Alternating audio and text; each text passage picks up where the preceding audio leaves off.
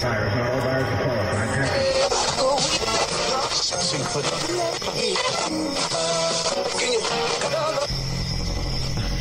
is being broadcast by the Department of Defense of the Republic.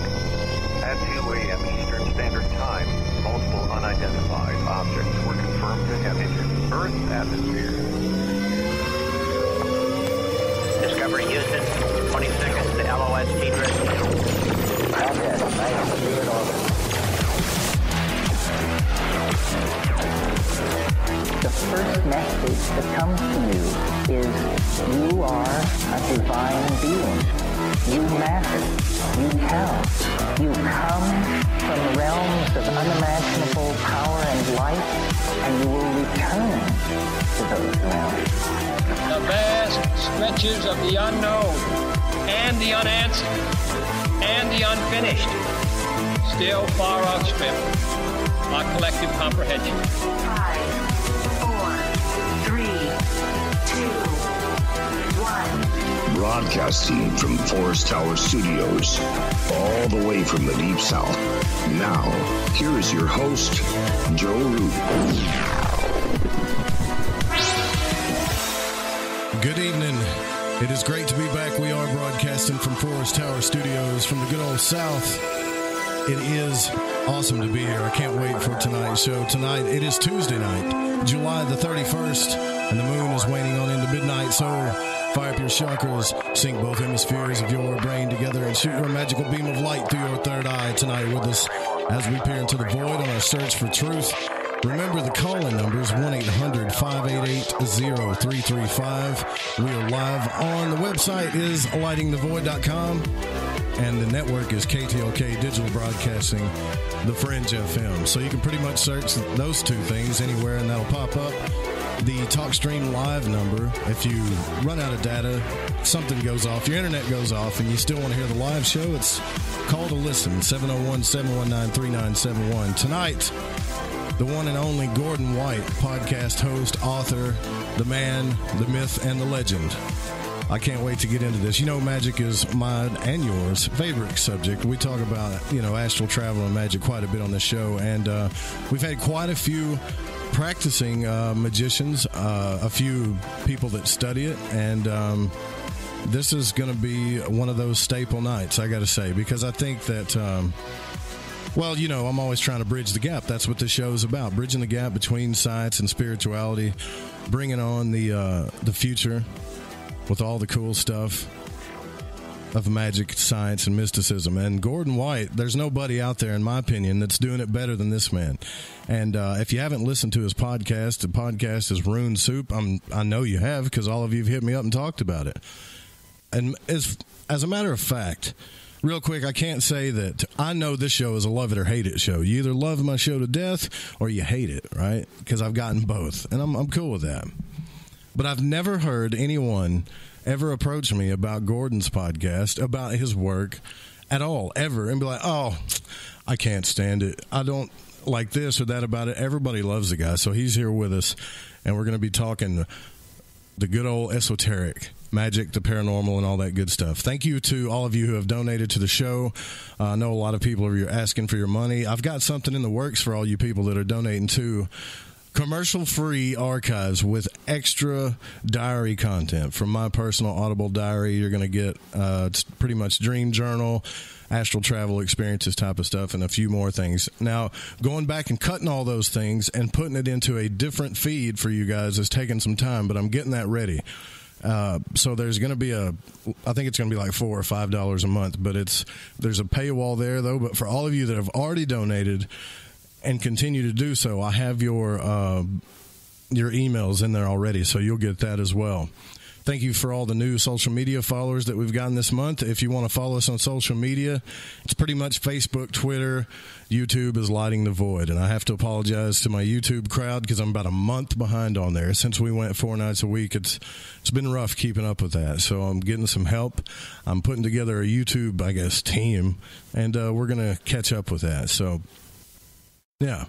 And I think we did sell a couple of other T-shirts, a couple of new T-shirts. There's hoodies and stuff in there, too, but we've got I've partnered up with a different company that we're going to put it on the website instead of you going somewhere else, so you can just get the hats, the there's hats, by the way, trucker hats, fitted hats, really cool stuff, right?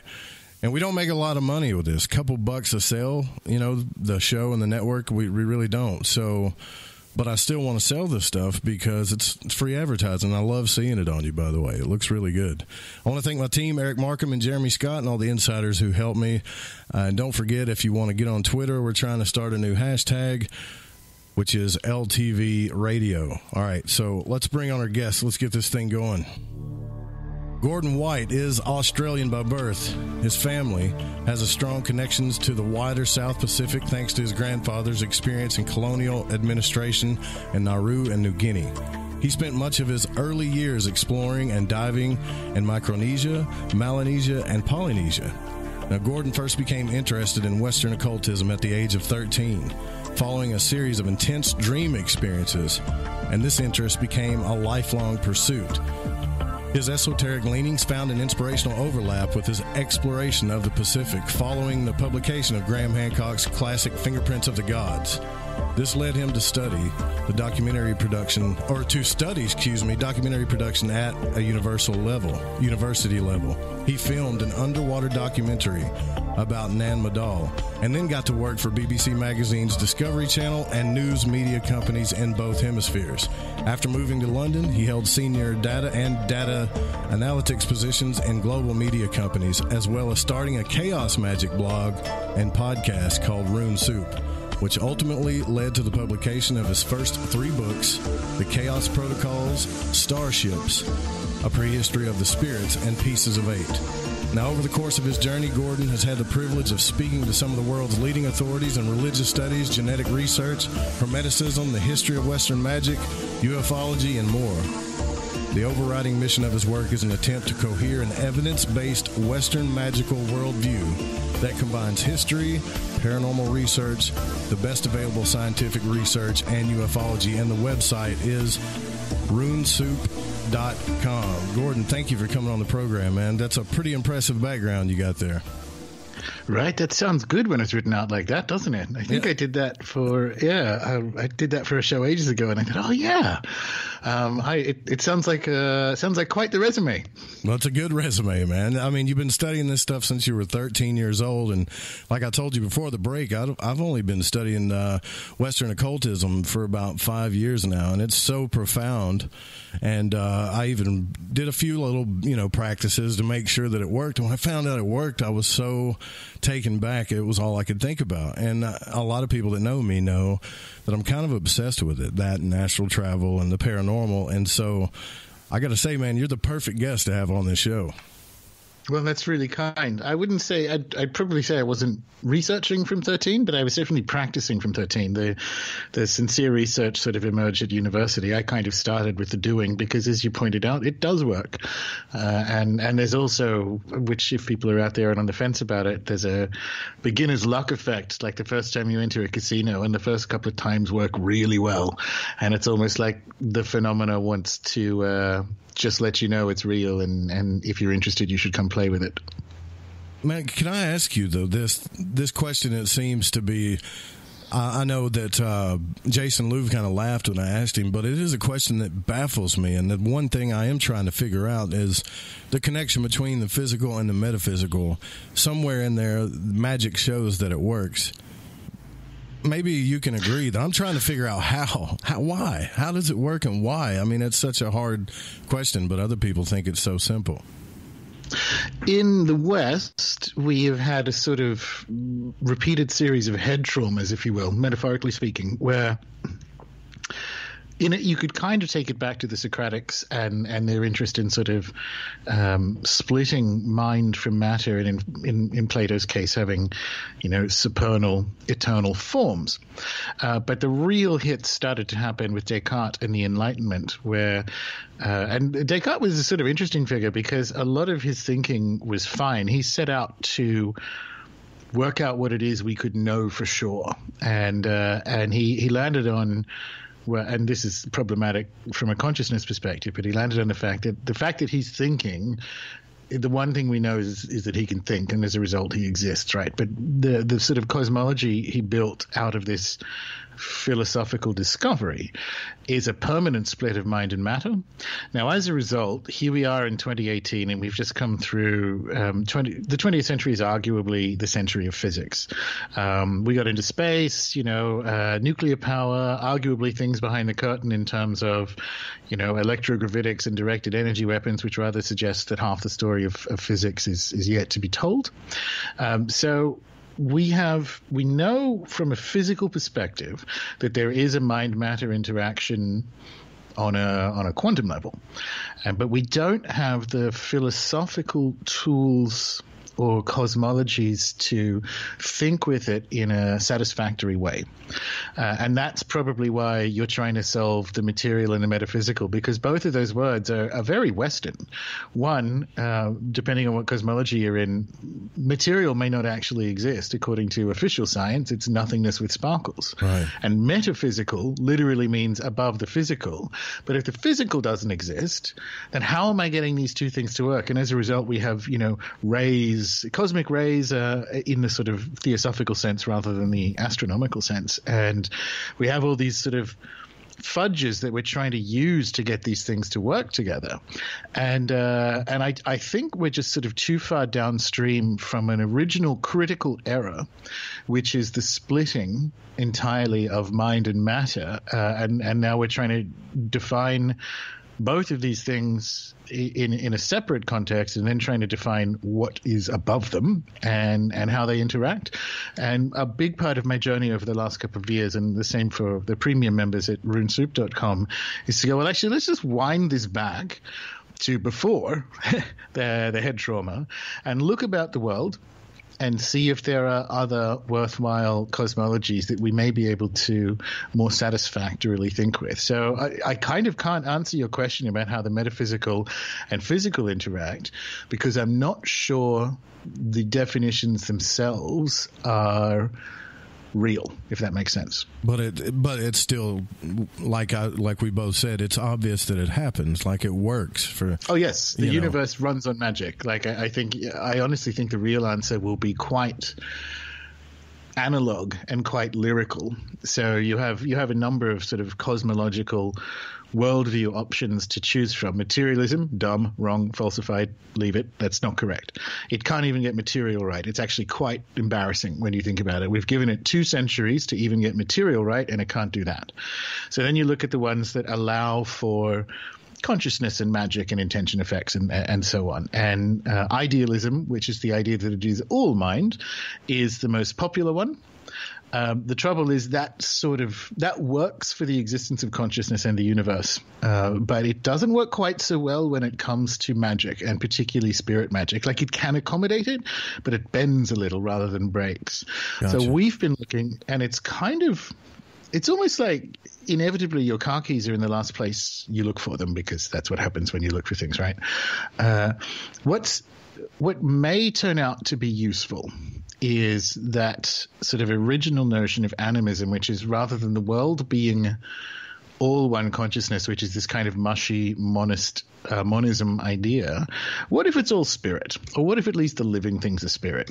And then all of a sudden you have a more satisfying model for, you're interested in astral travel, Joe. Like, if you look at cultures that are animist, that works really well. That would make complete sense to Australian Aborigines or whatever you want. And in a funny way, a lot of the stuff that is used to support idealism, which is the fact that humans are telepathic and we can, with some degree of accuracy above chance, predict the future. And if we kind of collectively focus on things, we can alter random number generators so that they become even. So there is some sort of quote unquote mind power, but we only think it's mind power because we're looking for that. What if it's spirit? What if it literally is spirit? And then consciousness is spirit, and all of a sudden there's this kind of shift sideways into a model that is more accommodating of more cultures around the world, and also fits better with the experience of practical magic. So that's kind of where we're at. And there is no metaphysics in Aboriginal cultures because matter already has its interiority. So the dreaming is the kind of other side or inside of matter. So you see what I mean? Like when we try to compare in an adequate way different cultures, we have these messed up Eurocentric ideas that probably aren't accurate. And I'll go even further and say most of them have been falsified by 20th century science. And then we're taking them and then we're looking, and there are parallels, right? Like I don't like the word astral travel. I prefer journeying because it's a real phenomenon. There are parallels. But if we're bringing the words and concepts that we've kind of inherited after this head trauma or car crash, and trying to see where they match, well, that it seems to me, this is a guess or an hypothesis, I guess. It seems to me that the better option is to wind back European experience to behind that head trauma and then look sideways and see what happens, because all of a sudden you're in that kind of high Catholic world where dreams mean things and spirits and demons exist and the universe is just very pregnant with meaning. And that one going sideways looks a lot like there are the parallels are cleaner with other cultures, and it's from that point that we can start to look at things, because you don't need the word astral travel, which again is this sort of 19th century notion of you have different etheric bodies of different lightness, and it's that same Platonic metaphysics of the real is this kind of supernal above the physical, which isn't very good. You don't have that, but in European history through the Middle Ages and the Dark Ages, you have night journeys and like spontaneous leaving of bodies and witches' flights and all this kind of stuff. So we have a much more what's the word I'm looking for? We have a much more analog or visceral way of thinking with what is real. Like what you're experiencing, Joe, with astral travel is real. I don't have a problem with that. I do journeying all the time, and I keep my own dream journal and all that kind of stuff. But I don't use the term because it's kind of locked in a way of seeing the world that I don't think is up to code anymore. Yeah, I see what you're saying. Like it's made people are looking at it like it's a separate place or a separate thing. And everything's all broken down into these different categories as if there's all kinds of different separation and systems, and when there's really just one, it's really just one thing, which is kind of the Hermetic idea, isn't it? Well, it's also how I do it, or how I tell people to think about this, is think of it as a spectrum or a slider on your mixing board or something. Because if you call it astral travel, then what you have to do at that point is distinguish how it is fundamentally different from dreaming, and also distinguish how it is fundamentally different from imagining, or how it's fundamentally different from daydreaming. And all of a sudden you have all these arbitrary distinctions which don't exist in Amazonian cultures, that don't exist, and I'm not. There's a danger of getting very noble savage here and say, well, look, all these people living in pristine nature are more wise than us, and that's dumb. That's not correct. That's a sort of Rousseau idea that's been dismissed, and rightly so, a long time ago. Nevertheless, you can even move into more complex cultures, and if you think about, and this is how I do it. The imaginal incorporates dreams and journeying and active imagination in the Jungian sense, and it's a question of intensity rather than fundamental distinction. So it's sliding it further up the scale, if you will, and that's a more satisfying way. It's a better premise, I guess, in which to start looking at other cultures or ways of being, and with the view that maybe they can teach you something, because otherwise you're in this weird situation. If you sort of made these, you're sort of trying to make lines in water with your finger to put things in different boxes, and then you're trying to get those boxes to match a bit of water over there, and I don't think that's the right way to do it. And this is sort of one of the interesting turning points about, I guess, the modern practice of Western magic in the last few years is the sort of falling away slowly. I would like this to go faster, of a lot of the mental furniture that we've inherited from the Victorian era. And this is one of the, and it's not just the falling away of them. What we've been able to do is be inspired and learn from worthwhile academic research in fields like anthropology, to learn how we can interact with other cultures' ideas in a way that isn't appropriative and isn't overly romantic. So that's kind of where we're at the moment, and it's good. And in many ways, it had to wait until parts of academia could develop a way of thinking with and comparing. And I've had a few people like that on the show. Dr. Jeff Kripal, a huge fan. He's been on the show a bunch of times, but he's extremely good at comparison. He's a comparative religion scholar at Rice University. And he wrote a book, the textbook Comparing Religion, but a whole bunch of other stuff. And he's kind of in the right headspace of situating your intention to compare in the sort of foundational awareness that psi phenomena and UFOs and that are real and demonstrably real. And then it's a different angle to put these ideas together. And that's the kind of stuff that we're new at. And I mean, we in a cultural sense, this is very new, and a lot of people aren't. Because it's new, a lot of people aren't there yet. And the difference between that and say the Victorian experience was, if you look at Theosophy and if you look at the Golden Dawn and all the kind of stuff that happened in the sort of magical revival of the 1860s to 1910s, this is at the peak of empire. And so there is a fetishization and an Orientalism of India as an object, and there's a power relationship in that sense of ownership, and so it's much more exoticized and less interested in a funny way in what's actually in India, and more about the romance of it. I studied this. We did post-colonialism at university, and the first Indian to be sent to Oxford, he had to wear like the full Mughal prince's outfit every day, and everyone else is there in a suit, and he just wanted to wear a suit, but they're like, no, you're an Indian, you wear this whole get up with like the sword and the sash and what have you. And that's kind of the same attitude that the 19th century had to magic. It had to be this sort of exotic thing. And that idea, particularly when it gets to Blavatsky, where we get a lot of the kind of astral travel notions from, that idea is just not up to code in 2018. And nevertheless, astral travel, for whatever you want to call it, is real. So here we are trying to find new ways of thinking with a real phenomena. Well, I went on Grimoire as a guest and talked about what I'd learned from studying the Golden Dawn as a foundational thing.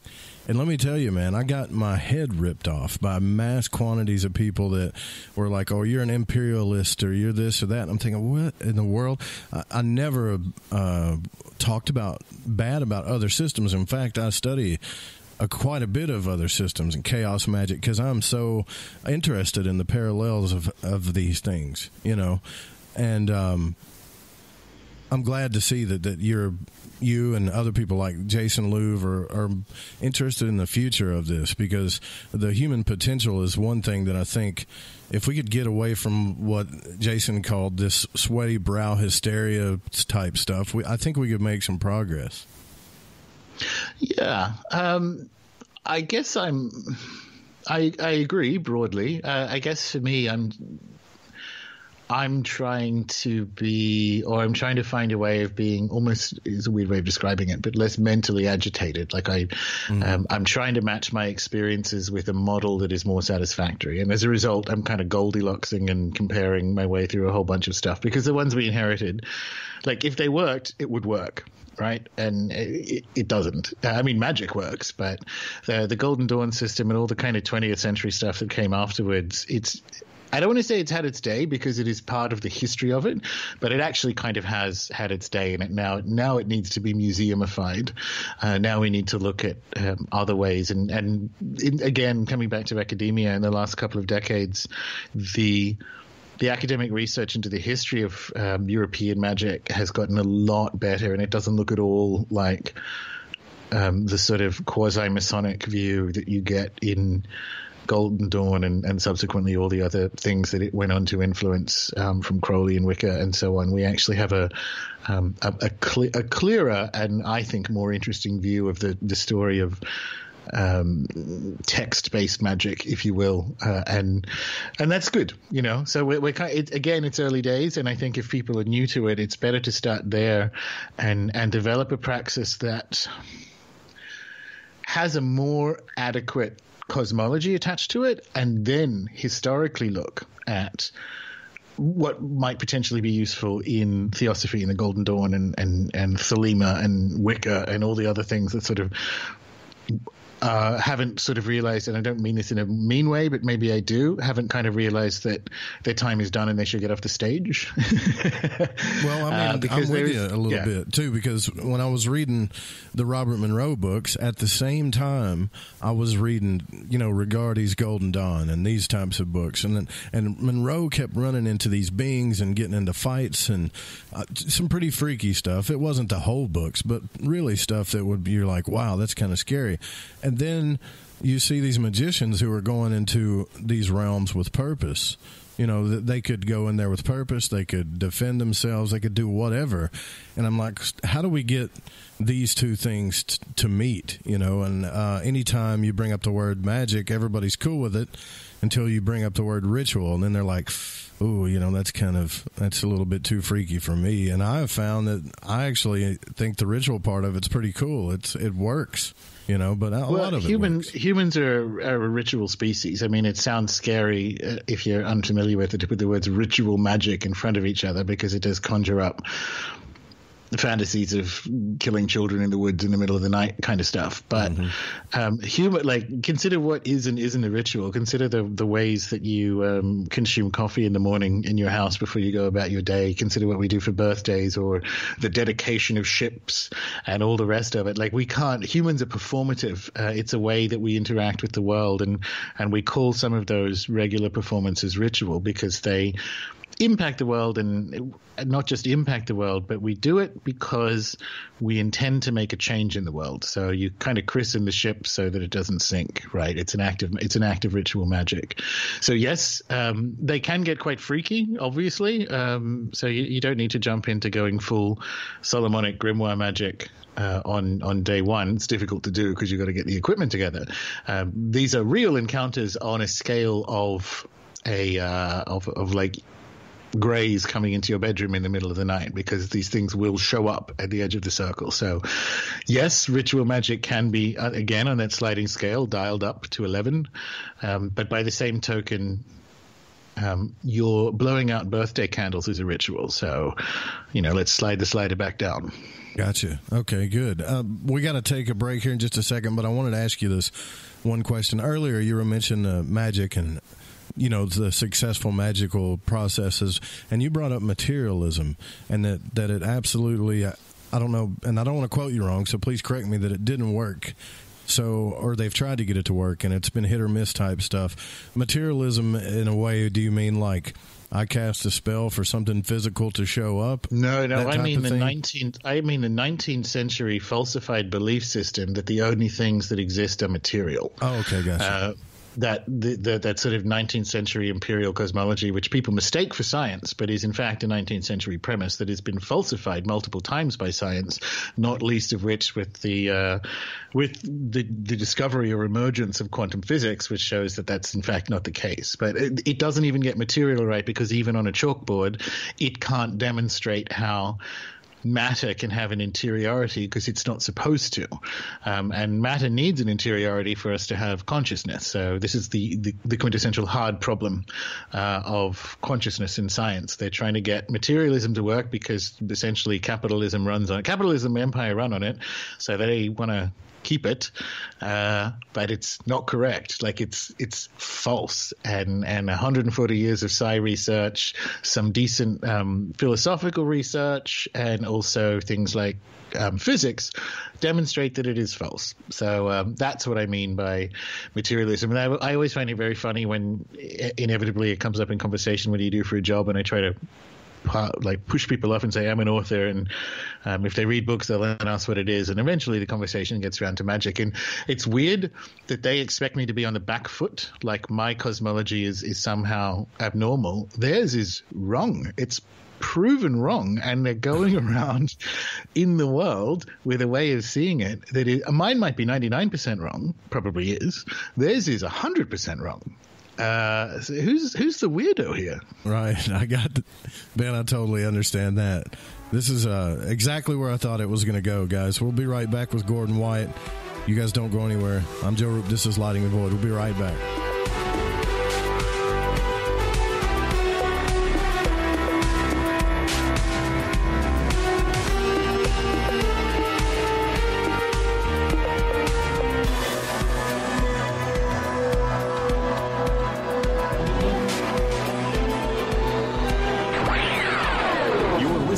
Lighting the Void Radio.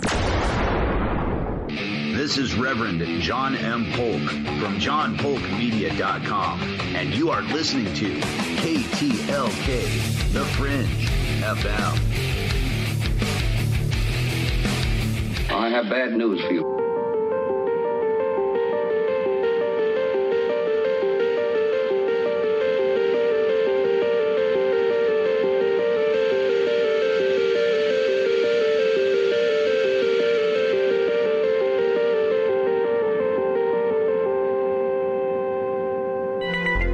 This is Dan Lopez of Spiritual Warrior Today Radio with the segment for the Fringe FM, the Vril Society. In November of 1996, a video was received about World War II Germany pre and post and a secret organization named Vril. Its name linked to Atlantean timelines, one of its language composed of sounds and clicks. Really? Oh, like insects. The video mentioned that in Germany, at the turn of the century and particularly after World War I, many secret societies developed. One of these groups was the Vril Society. In 1917, 4 members of the Vril Society met in a cafe in Vienna. Sounds like the beginning of a song. There was 1 woman and 3 men. The woman was a spiritual medium. They met under a veil of mystery and secrecy. They discussed secret revelations, the coming of the new age, the spear of destiny, the magic violet black stone, and making contact with ancient peoples and distant worlds. Their source of power was the black sun, an infinite beam of light which, though invisible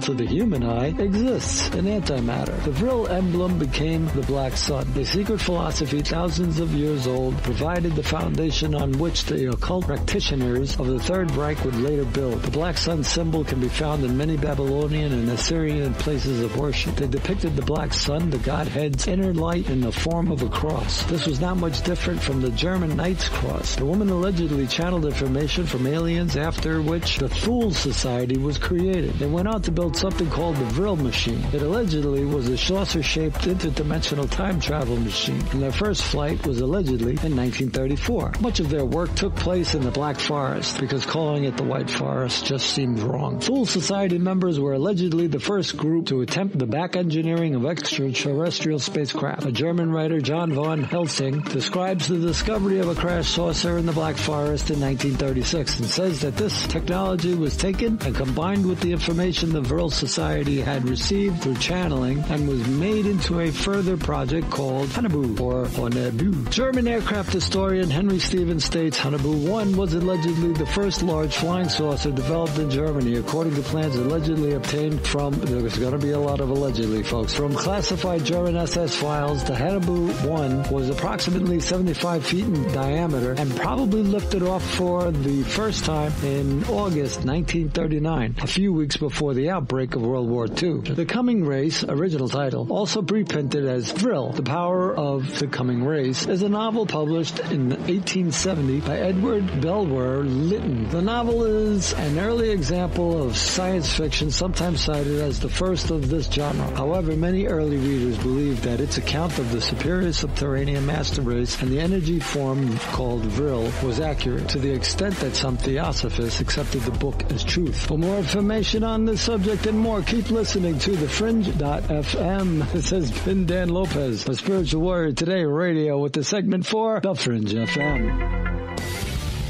The Fringe FM has some of the best shows in paranormal, like Lighting the Void, The Paranormal Code, Into the Paranormal, The Secret Teachings, and so much more. Yeah, baby! We're live every night with hours of live original programming. Plus, we air some of the best shows in this genre, and we're not afraid to tell it like it is. I want the truth! Check us out at thefringe.fm. Follow The Fringe FM on Facebook and Twitter at The Fringe FM. So, you love Talk App Store. The truth is out there. There's something out here. And so are we. KTOK Digital Broadcasting, The Fringe FM.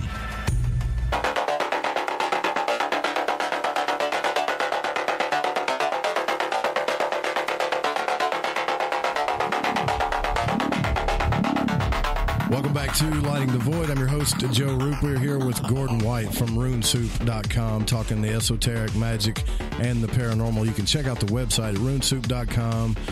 He's got some books there for sale, fantastic books, as well as a membership section. If you can, real quick, Gordon, tell us about your membership section. It's a little different than most. If you could explain that for us. Yeah, sure. So it's a membership to the site rather than, say, the selling of courses or what have you. So we do a bunch of stuff in there. We have weekly live video or fortnightly live video Q&As, and we do different group magical experiments. Some of it's been PGM. We do regular intention exercises, which have yielded some remarkable results. And there's a forum and people get together in real life. But there are courses in there. And what happens is every quarter, the premium members vote on what it is we'd like to kind of cover. And so we do that, and it's quite sharing, and it is at an academic level. So I've had a few people join who say, where's the section on setting up an altar? And I'm like, this is not the place for that. It's not the kind of I don't think that way of conveying information, coming back to that 20th century model, works because it relies on too many assumptions. In particular, it relies on the assumption that I or we already know the end point and what this should look like, and it's just a matter of kind of learning it like it is learning to be a dentist. And that's not the Western model is broken. Western magic is real, and it has a real history. So we're talking about European magic, right. But elsewhere in the world, you actually do have lineages where that can happen, and you can join all across the Caribbean. You can join a different house or what have you, and learn a specific kind of magic. Same thing in China, because they do have lineages and ways of things they've learned from their particular spirits about how this works. Ours is a crash. Like it's that same head trauma that ruined everything and the world. I point out. That we're now trying to not even piece together a lineage, but trying to pick up the pieces because we know it works and see which ones connect and which ones do and which ones don't. So it's a very non-linear approach to the material. So far, we've done journeying and sigil magic and grimoire magic and the role of the saints in European magic tradition. And the most recent one was Greek magical papyri. And this coming one is magical geography and spirits of place. So they don't necessarily hang together as much as they are things that I have some, dare I say, expertise in that people are interested in learning about, and we kind of share that information. And there's lots of practical, and we, as I said, do live simultaneous kind of ritual stuff. And it's all, you don't have to participate, but it's all yeah, it's fun. It's this kind of fun, messy analog way of doing it, and it's it's so much work, but I thoroughly enjoy it. I think that's really cool. I mean, to me, that sounds like progress, and progress in my mind when it comes to magic, mysticism, and science is great. You know, and you've already spoken earlier about grays and things like that. So or at least you have a feeling that all this stuff is connected, right? I mean, it definitely is, I think. You know, as far as ufology, I think there's some connections there. If magic is real, and it is, then the universe by definition is magical. I happen to think it runs on it. We're coming back to that sort of spirit idea. And this is just you can say this is just a romantic or metaphorical way of redescribing idealism or whatever. Maybe so. As a result, there is nothing. I think the majority of UFO, what we currently call UFO encounters, particularly when it comes to quote-unquote abductions or experiences, are much better described in this kind of wider magical model because it fits so perfectly into historical accounts of fairy encounters or incubus and succubi demons and all the other kind of stuff you get all over the world to do with these mysterious different kinds of entities, and the fact that because they're real, occasionally they, interact with mankind. That appears to be the story of the human journey. Now, I had Richard Dolan on the podcast the other week, and aliens, real aliens, like quote unquote real aliens, as in physical organisms in mechanical craft visiting the planet. I'm assuming it seems like a very good thing to assume that that has happened at least once in the history of mankind. So aliens still exist in a magical universe. That's the thing. Aliens presumably have an afterlife. I would suspect it's the same afterlife. I think that's one of the reasons why when you go on an ayahuasca journey or mushrooms or whatever, it does, particularly with mushrooms, it does in fact feel quite alien. I think, like McKenna does, that the psilocybin mushroom itself probably came from off planet because the spores can survive in space. So it definitely hangs together, and part of the journey of, once we dismiss all the 20th century stuff and 19th century stuff, is finding a satisfactory way. I don't think it's a thing you can solve. I think on a macro level, I don't think the universe gets solved, or otherwise what's the point of it? But I do think there are more satisfying frameworks or foundational ideas that we can have that allow us to compare notions like UFOs and magic and fairies and whatever, and see if these comparisons yield interesting results and ideas. And I think we're at that point. I think the 21st century is going to be based, the magical cosmologies will be based more in that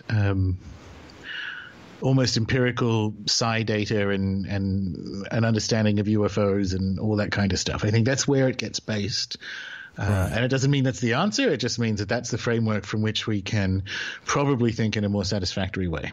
Yeah, it's a lot better for progress, I believe, and to think that way too. So here's my next question. There's a lot of, I get on Discord and I talk to a lot of people about magic. It's a very talked about subject nowadays, and there's this idea of danger. Half of the people that I've talked to, magicians even, say magic isn't dangerous at all. And then other ones say that it is. And then the ones that are just curious about it definitely worry about the danger. So is magic, or practicing magic, is it dangerous, so to say? 100%. But if the universe is magical, you exist in a universe where magic exists. So deciding not to do it doesn't make you safe. You have done a risk analysis because other people can perform it on you. You could have spirits messing with your life, all the other kind of stuff that happens in every other culture except ours, and it did happen in ours. Like, we had an awareness of this up until a couple of centuries ago. Every other culture in all time, for all time, knows that this is just the nature of the universe. There are things like spirits and magic and whatever exist. So is it more dangerous to – you can't not take a position. Is it more dangerous to not be doing it? And I just mean simple stuff like warding your house. You can go to any Botanica and get like a nice house protection kit. You're doing magic if you do that, but I would genuinely recommend it. Again, I don't think you need to – you're obviously very interested in it as well, Joe, and it can be a lifelong passion and pursuit.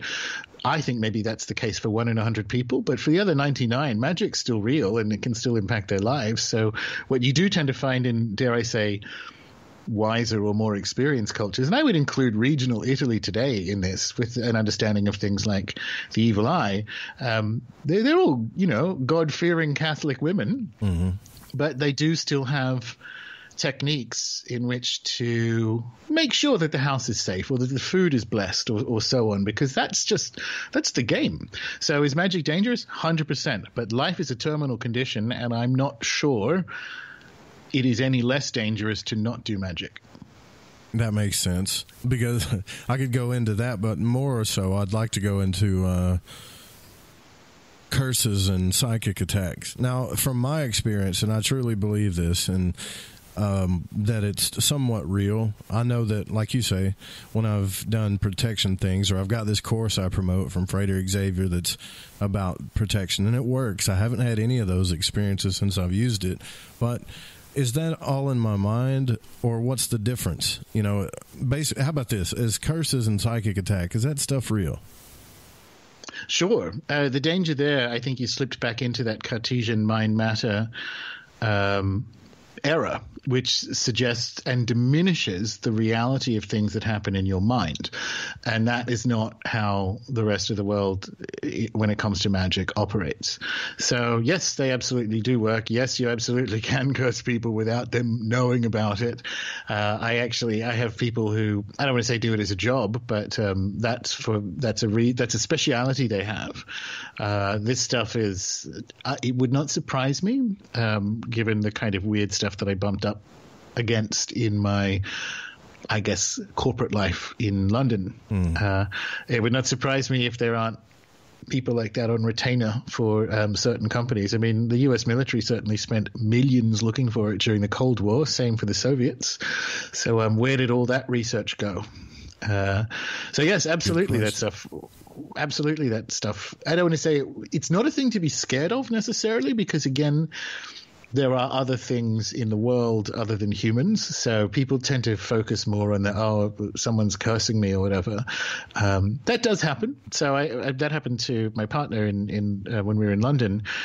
He was working for a department store, and he was running a section of it, and he had to fire this woman who was basically a workplace bully, unbelievably lazy, but also a workplace bully and just a very nasty person, and she would make other staff members cry. Anyway, she's Nigerian, and we lived in West London, and West London's very, multicultural or whatever, and London has a problem with the Nigerian understanding of witchcraft at the moment. A few people have died from exorcisms and so on. But nevertheless, this woman went and got two of her friends and attempted to curse him. But yes, myself, I saw that off. But like that does happen. So not that common. Be careful if you're firing someone. Make sure she's not a witch, I guess. But that's less. Let me put it this way. The generalized uplift in your home happiness and even just luck and sense of well-being by just doing a house protection on a semi-regular basis, or again, really simple off-the-shelf stuff, should tell you that you probably didn't break a curse that someone was throwing at you, but it's more the other stuff that happens in the inner universe that's filled with spirits and all this other kind of thing. That tends to be more, and this is what original proper shamanism, not how we understand it in the West, is very much about. It's about keeping the negative spirits away from the village or away from the hunting group, and removing the ones that have kind of started to infect you or taken parts of your soul. So it's a very medical approach to getting rid of these, problematic term, but whatever, non-physical entities whose job it is, or whose function in life is to sort of feed off you, or maybe they cause drama just because they feel like it. And because humans are themselves spirits, we just happen to have a body at the moment, and we're actually quite powerful ones. Once you assert sovereignty over your own power as a spirit, like once you actually protect your home, you're in the game now, but also you are more potent than the majority of kind of background spirits that may be interacting with your life in a way that you're unaware of. So yeah, curses are real. Curses aren't as big of an issue unless you're actually in the business of magic, you get a lot of them, but curses aren't that big of a deal for most people in the West, but nevertheless, you will still be better off using protection, given that spirits exist. Put it that way. When you say like some of this stuff could be just because we're in this realm of spirits, it could be other things. Do you mean like, self-inflicted curses or bad planetary alignments or all kinds of different things? Yeah, there are different ways to moderate astrological effects, and it sort of goes on a chart-by-chart basis there. But yes, if you look at how the theory of mind works in many non-Western cultures, if you are in despair or you experience a trauma or any of that kind of stuff, if a bad thing happens, or if you're really low and entertaining really awful, maybe even suicidal thoughts or so on, you've either got something riding you, or you open yourself up to it. You open yourself up. There are things out there. It's kind of like cutting your leg with a knife and then walking into the sea at sunset. You're going to get some sharks. And we, because we don't think this stuff is real, we must look like idiots to these just sort of Amazonian shamans, because here we are opening ourselves up to negative effects and then experiencing them, and it's like, what are you doing? So yes, there's so much of it is a dare I say a head game, but you don't even need to have. This is why I like performance of it. I like ritual, if you will, or the performative aspect of magic before the theory, because it doesn't necessarily matter which of those things is in play or which combination of those things is in play. You still should ward your house. That just should be a thing, especially if you got kids and whatever. You just kind of think of it as responsible household management, because that's how we lived. Right. And I mean, even Europeans, that's how we lived forever, as far back as I can see. And my first book traces these practices back 100,000 years. So we've got this 200. Do you honestly think is it just possible that for whatever it is, 11% of the population over the last 200 years versus the rest of the population forever, is it just possible we might be wrong? Like, do you think maybe there's something to this? And that's enough to go, okay, that's convinced me. I'm going to go and do. And again, we spoke about this during the break. I appreciate people come from different religious backgrounds so that they might be. You don't need to go full witchcraft on any of this stuff to ward your house. In fact, the majority of these techniques are very Christian. They rely on saints and so on. And in fact, you get the sort of Hand of Fatima approach in Islam as well. So it's not even like – and same thing with Judaism. So it's not even like you're I'm not asking you or suggesting you – step outside a spiritual cosmology that you are comfortable with, which is fine. Like, the reality is the majority of European magic is Christian and has been for 2,000 years. It really is things like saints and herbs and using objects that have been blessed in church and all that kind of stuff. We think it's demonic, or we think it's some survival of paganism. It isn't. It's kind of unofficial Christianity, I guess, is a better way of describing it. So it is your legacy as a person speaking English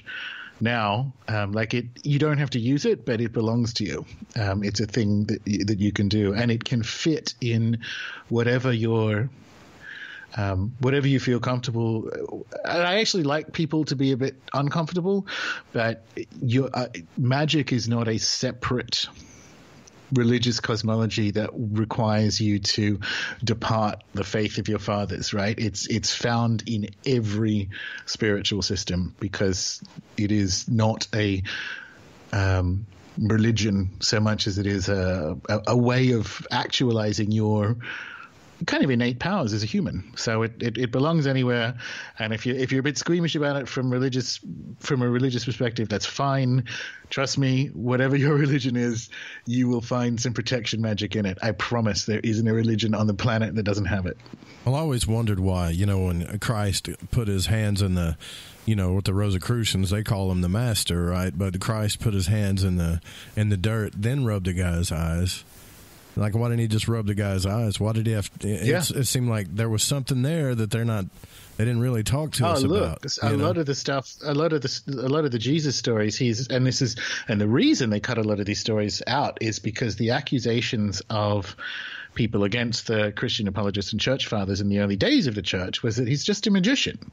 Mm-hmm. Like, look at the stuff he's doing. He's like spitting in people's mouths and doing like actual witchcraft to remove demons and spirits and so on, which, by the way, the removal or exorcism of, dare I say, evil spirits, whatever you want to call them, is the fundamental Christian magical technology. So when I'm talking about house protection, like, it is a do as I do pronouncement. Like, Jesus did it. Like, it is the fundamental magical technique that Christianity gave to Europe, is the banishing of or removal of evil spirits from either a person or a place. And several of them have survived the whitewashing of Jesus's crazy magical powers into the Bible today.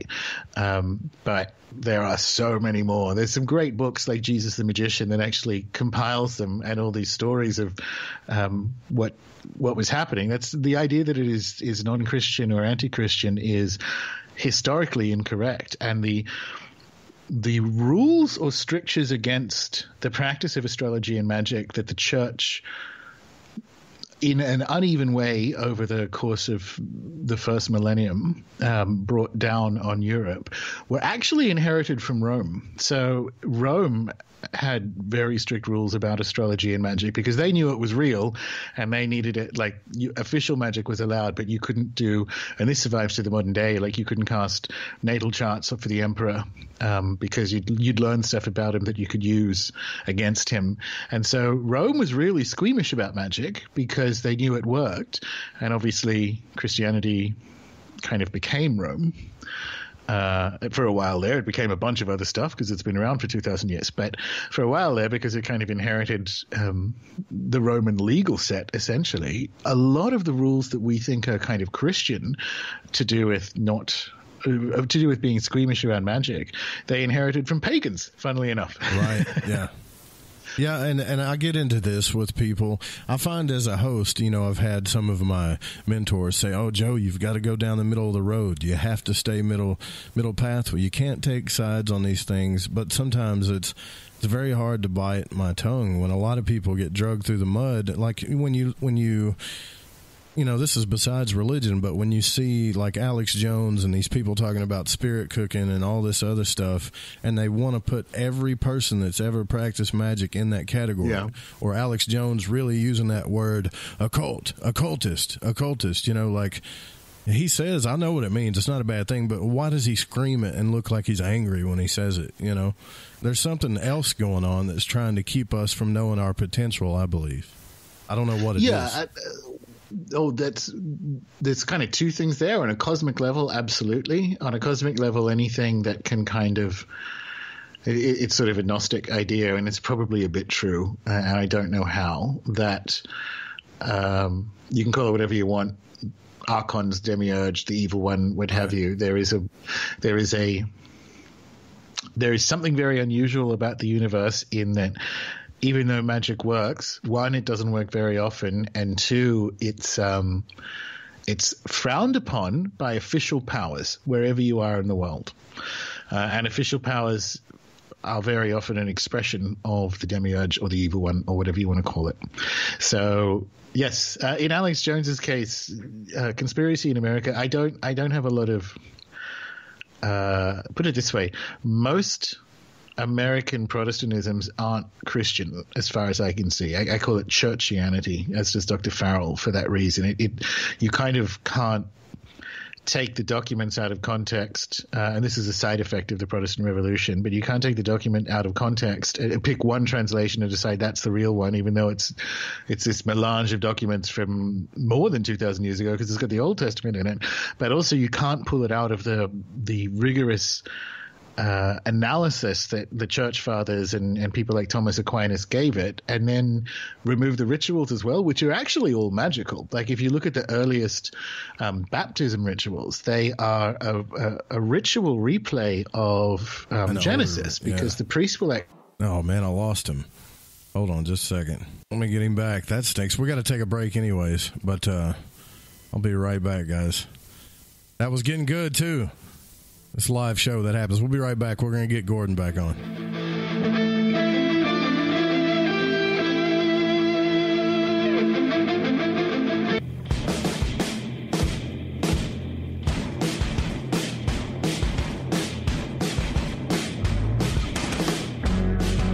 Yohoy there.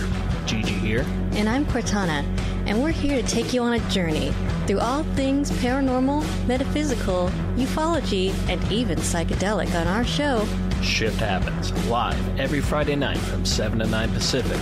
That's 9 to 11 Central, right here on The Fringe FM. And remember, don't feed the archons, feed ducks instead. Duck up.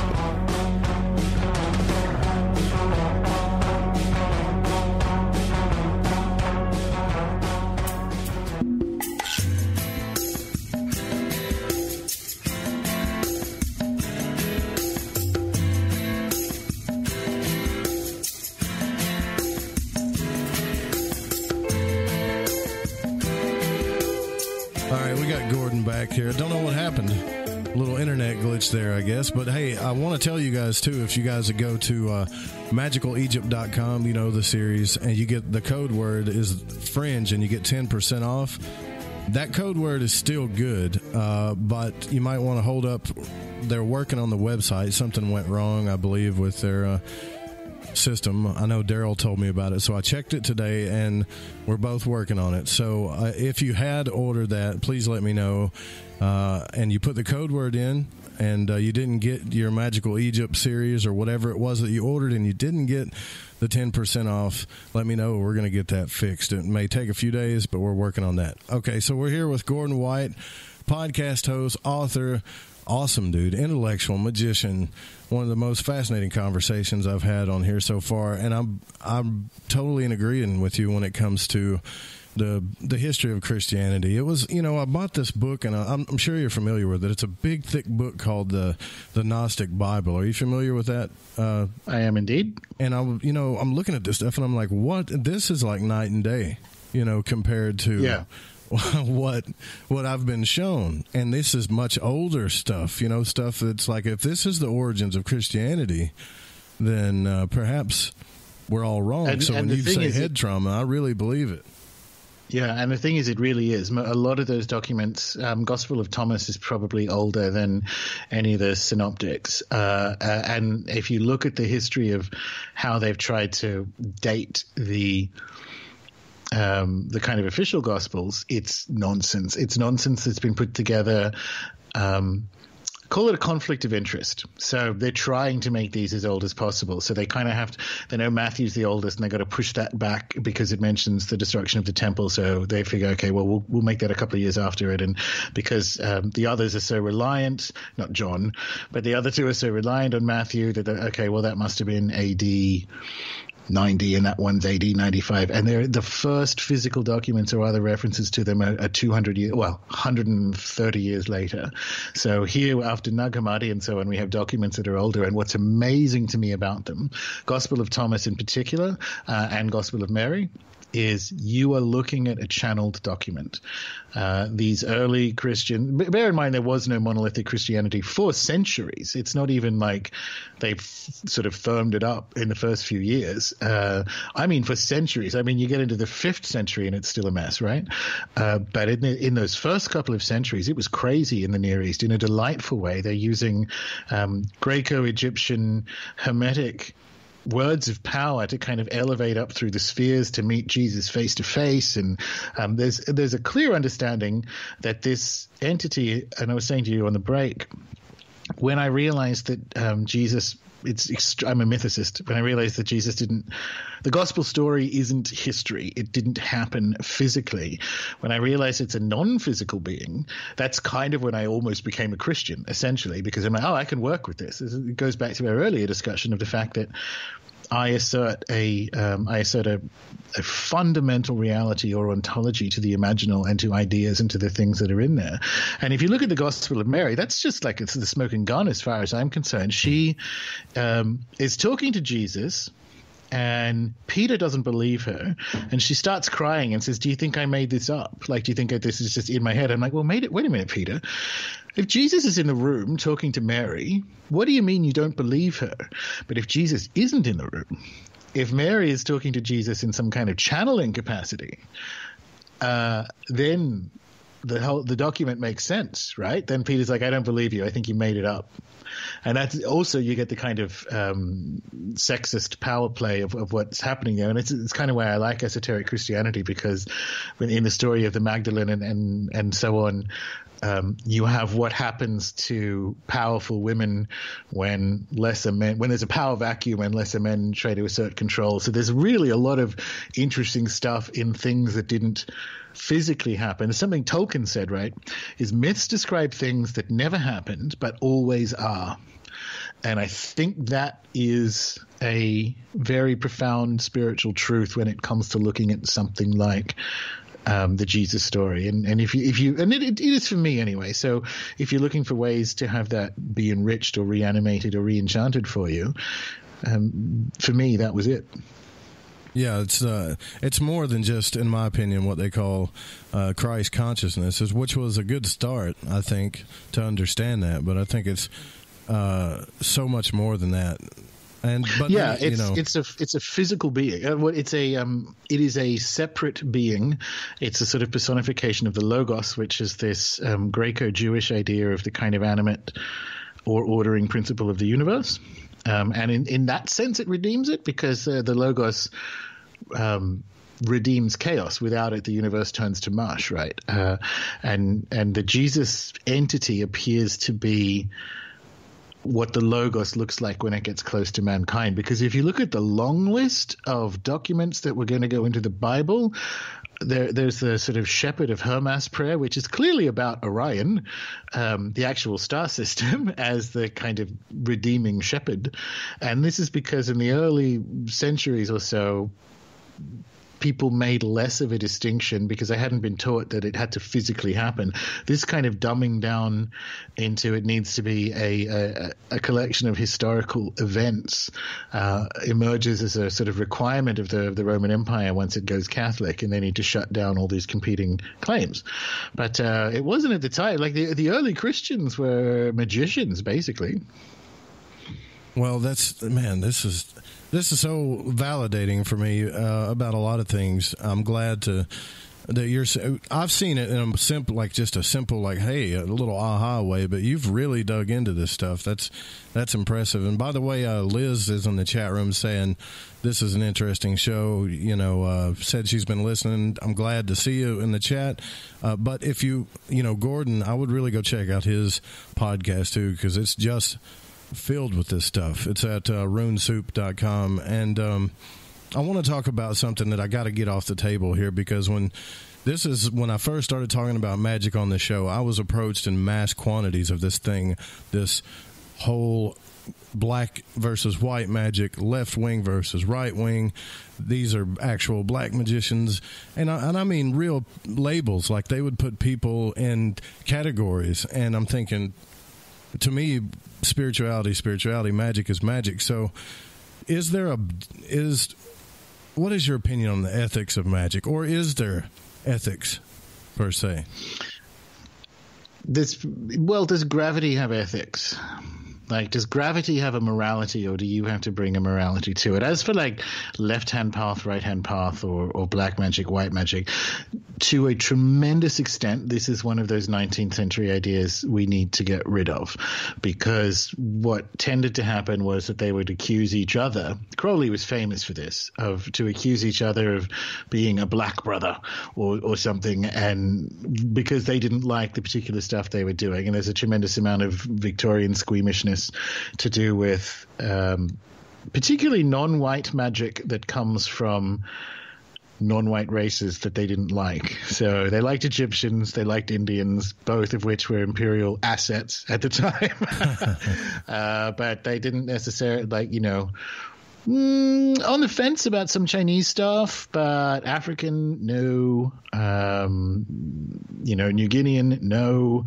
These are savages, and they have the savage cannibals and all this kind of stuff. So contained within this left-hand path, right-hand path is a very dangerous racist 19th century view of the world.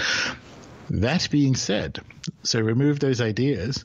Once you get out, because we don't have a functioning system of lineage when it comes to magic. That being said, in the actual history of European magic, which is grimoires, but also everywhere else in the world, you have people that specialize in it.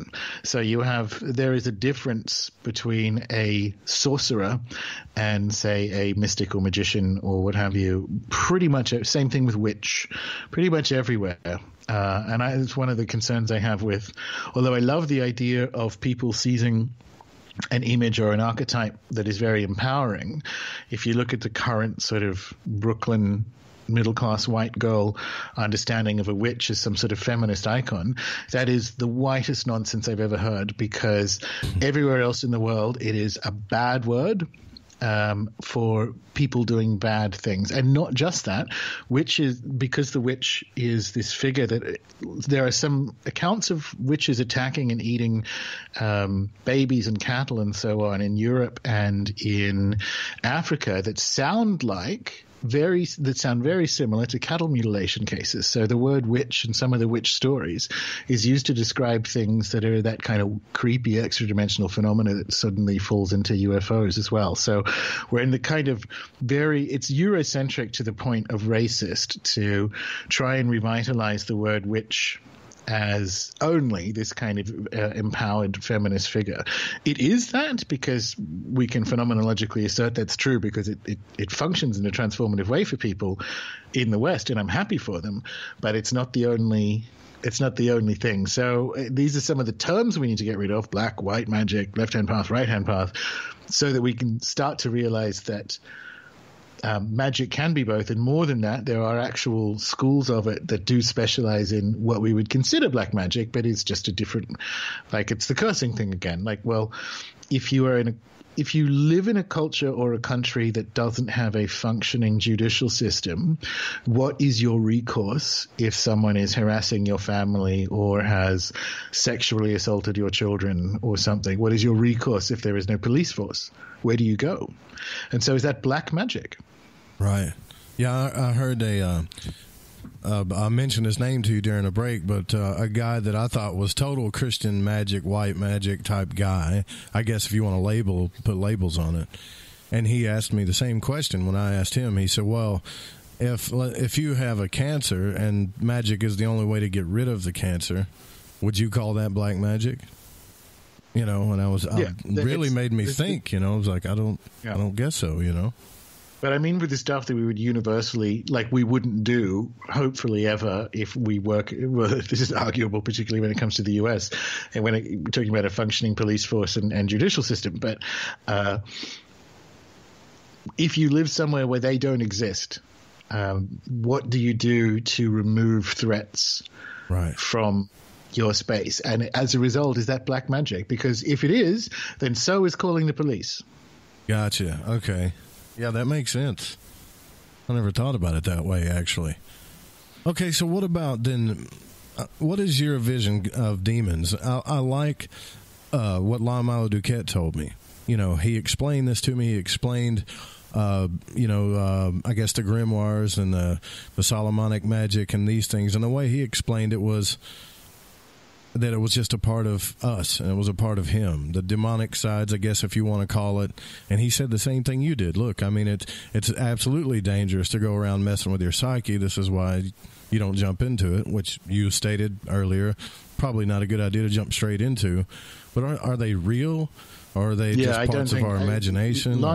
Lon didn't make that up. He got that from Crowley, and he got it from Crowley after Crowley stole Mather's version of the Lesser Key of Solomon and published it himself. And he was probably very high on heroin at the time because he said things. He specifically said that the demons of the Goetia are parts of the human brain. And Crowley already at that time knew that there was a difference between brain and mind. So he was obviously high, and there are some really catty coded remarks in the intro and some of the descriptions of people he didn't like in the Golden Dawn. It is if you know your grimoires, it's terrible. Like, you can't work off it, but it is one crazy hot mess of a book. And that idea, because Lon is a Thelemite, that idea, because it's a Crowleyan idea, has stuck through the 20th century, and it needs to die. Demons are real. They aren't part of the human brain or mind, because literally it's the 72 demons of the Lesser Key. The 72 is a processional number. It's the double up of the 36 decans that you're dealing with. You're dealing with a survival of classical age star spirits in the main. There are one or two pagan gods floating around in there. Astaroth is clearly Asherah. So the kind of, a Near Eastern goddess. And before that, she was, Ishtar and Inanna. But now, she had a sex change in about the 16th century and is now a Duke of Hell. But no, that like what you have in the story of the grimoires is a physical documents that indicate that since the fall of Alexandria and more the fall of Byzantium and Constantinople, there have been people who have used a set of protocols to interact with non-human intelligences. And some of the ones you interact with are hostile. And I mean, you can kind of understand, because the techniques kind of you have to force this entity to appear in either a triangle or at the edge of the circle or whatever. And if that had happened to you, you wouldn't be all too happy. But no, I think that's one of the 20th century ideas that I just want to put an ice pick through, because it's Pete Carroll, who founded Chaos Magic, had this really great line, and I forget what it's in, but he says, how to describe, let me get this exactly right. A notion or a concept will move between books without any intervening thought. So that's one of the kind of psychologizing nonsense ideas that needs to be left in the 20th century with all the other. Thelema's tricky like that, because they'll pretend it's their ideas, but it's not. It's because they have a founder who has some ideas. Right? Yeah, I've noticed that in one of the Golden Dawn Society's library. I think it was David's. He's got a library of PDFs, and he would put out beside it, like you said earlier, falsely attributed to Aleister Crowley. Like he's got this thing against Aleister Crowley. But I mean, I can understand that too. But you're right, that quote by Pete Carroll is. I mean, you're right. If we read these things and all these books, we just accept it, and we don't even think about it. If you do it, and by the way, I would much rather people do a house warding and do some intention exercises or whatever to begin with. You don't have to. You can jump right on in and pick one of the grimoires.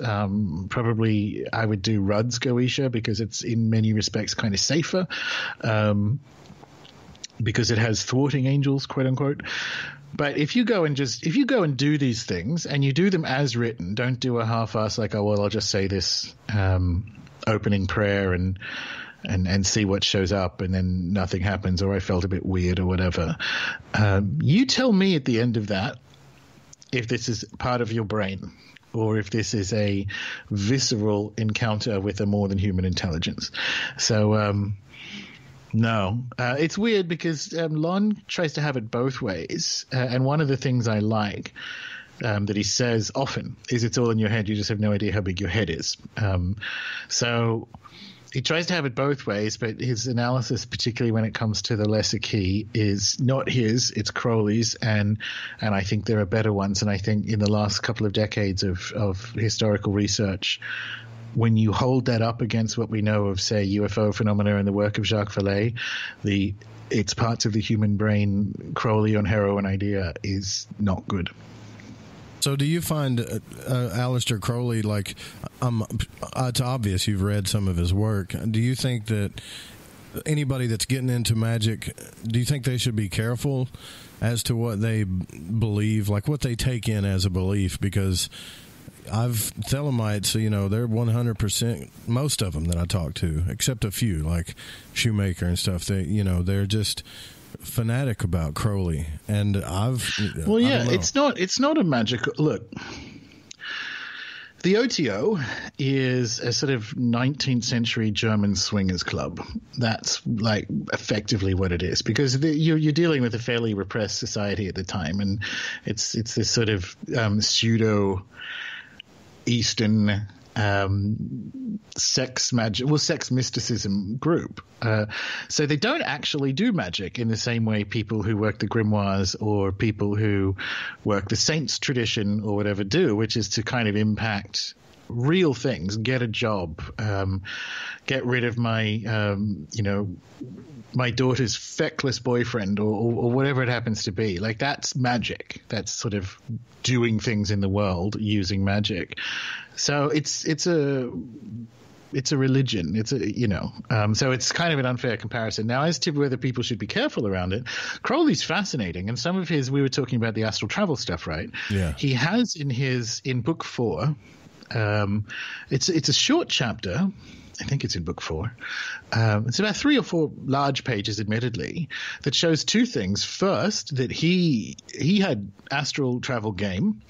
The science of how he thinks it works, I don't think is very good. But he says some things that match my experience. So I think he has astral travel gain, and he was lying. And there's some good tech in there. So this comes back to what we were saying about the Golden Dawn and the 19th and 20th century stuff. Just leave it for now and situate yourselves in this kind of decolonializing, comparative way of seeing the European magic story as just one small component of the story of magic on the planet. And then when you're kind of satisfied that you have the epistemological tools to validate truth and utility for yourself, then you can look back at the last 140 years and see it in its appropriate context, because its history is wrong. A lot of its politics, I would say, are wrong. It's a mess, but it's an historic artifact. And if you start there, and I get the appeal of the Golden Dawn because it sounds so exotic, like 19th century London magicians who probably learned this stuff from people from way back. Like if you're coming at magic cold, it sounds really good. It sounds like what you're looking for. Right? Yeah, well, I'll tell you what I like about it is the systematic approach. I don't know why, like, and my friends tell me this. They're like, man, you're always into trying to learn stuff instead of just using your innate abilities or whatever. But the way the system's put out, I'm extremely attracted to that because you got some type of guidepost, you know. Yeah, but guidepost to what? We don't know some what's old going system, on. Right? Yeah, but like we don't know and what's going on. They don't tell you either in the beginning. They don't tell you but the they end don't game. know what's going on. Right. It's a whole cloth fabrication that's designed to look Masonic. I mean, half of them more than were Masons, so it's just a map to the kind of same grade system. But magic isn't school. If you want to see how magic's done at that time, you want to get to like Portugal or regional Spain and go out with a grandmother after church at night into the woods to see what it is she's doing. That's magic. Like it's not these kind of things. And the system appeal, again, I don't think, because not just because Western magic is broken, but I don't think that has ever worked. It's another Enlightenment idea, which is that information is coherently organized, and it's simply a matter of consuming this bit, then consuming this bit, and you're going from sort of 0 to 10, and then at the end you're done. It's appealing, but again, this is a European guess, and I don't think anything works like that. Not just magic. I don't think that's an adequate way of learning anything, and nevertheless, that's sort of how our educational system functions. You're better off in an apprenticeship experiential role for everything: mathematics, architecture, magic, whatever you want. And that's more what it looks like in other parts of the world where they do still have lineages. So your personality is different, and the things that you're good at are different. And when you kind of get into a lineage system where you are there to learn, they have to learn about you. And there are different ways of doing it. You do divination, or you check someone's chart, or whatever it happens to be, wherever you are in the world, and work out what someone's strengths are. And then you work out what spirits or whatever are interested in them and which ones you have an affinity with. And it's this kind of customized, performative, focused way of getting you as an individual into being functioning within that system. The school version is very industrial. It's literally a school, and it assumes that everyone going in is the same and will come out the same. And that's just not correct. That's not even good educational theory anymore, let alone magical theory. Gotcha. That makes sense. So so we talked about demons, but real quick, I want to say that I saw a YouTube video of some OTO guys doing a ritual of, I don't know if it was Bartable or whatever, and it was so many people have viewed this thing, and it was live, and it was some type of Hollywood ritual where they reenacted it. I don't know if you know what I'm talking about, but they reenacted the ritual, and I always wondered, is this affecting all the people that are watching this? Because you hear that a lot. Like, I didn't take part in the ritual, but I watched it. Does it still affect those people? I have a memory that there was an art project. I don't know if it was necessarily thelemic. I have a memory of an art project that did that. I don't know is the answer to it. Like, maybe. One, it depends on how good they are or what ritual they were doing or whatever. But, you know, it's kind of like the house warding. Like, I don't know. I maybe something got attracted to it that then is interested in you, because if you assert the kind of reality, if you give the imaginal back its reality, which the head trauma took from it, then images and thoughts are alive. So it could be. I don't think you can make a universal proclamation like people shouldn't watch that because it's still live or still active or plugged into the wall or however you want to describe it. So I don't think you can do a universal on it, but like it could happen. I'm sure you'd be fine. Fair enough. All right, guys, we'll be right back with Gordon White. This is Lighting the Void. We're live on the Fringe FM. Don't go anywhere. We'll be right back after these words.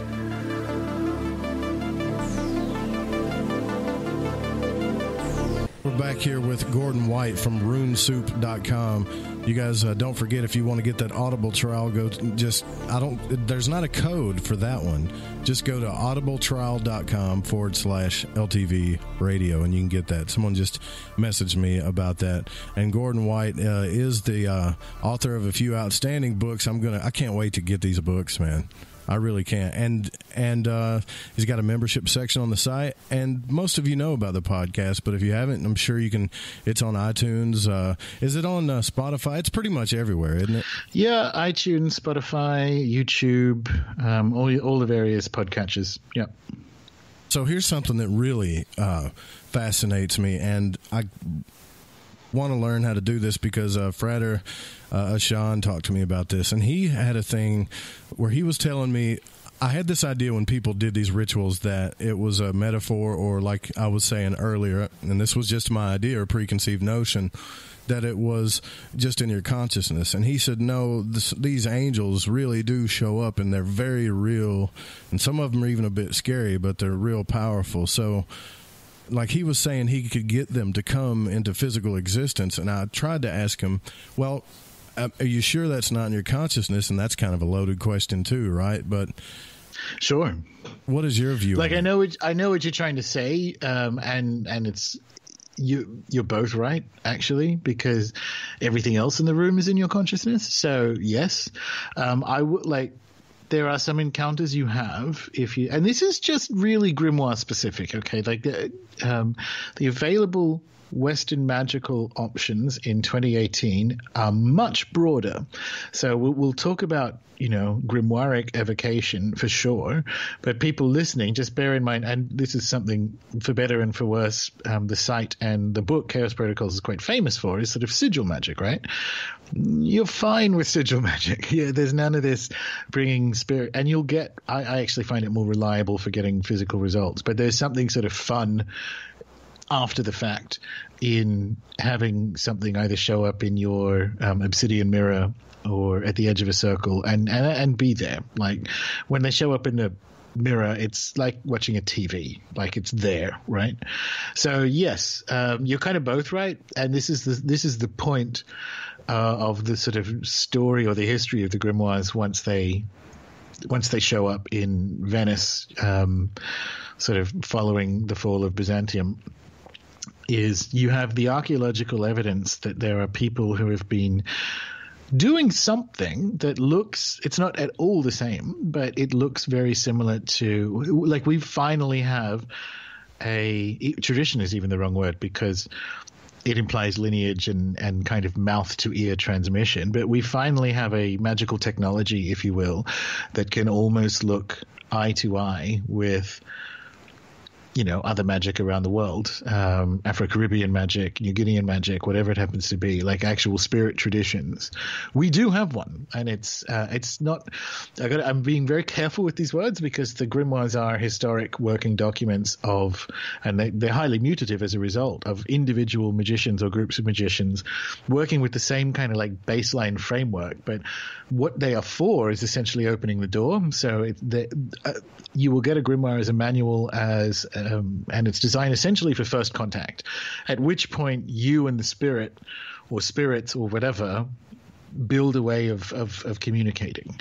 So it's not that I don't like the word grimoire tradition. It's not that. These are historic artifacts that are evidence that these kind of connections or contact events were happening over centuries, and probably still are. Like, there's been some.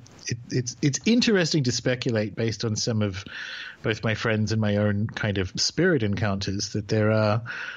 I've been told one thing that's different, but I've had friends who've been told that there's in fact groups in places like Romania that have been, working the Key of Solomon pretty much since it was available to them in Romania. So there are probably one or two or three or four kind of groups that have like proper spirit rooms and have been doing it for a while, but that's not the same as a tradition. That's people. Well, it is a tradition, but it's not the grimoire tradition. It's a tradition that's happened as a result of there being a grimoire. So it's a really interesting. I find it, being historically inclined. They're really interesting documents and really interesting encounter stories. And there are so many of them. Some really, really cool things to do with different priests or monks messing around with this stuff, because they're the only ones who could read, and they get access to these books. So there was one of them.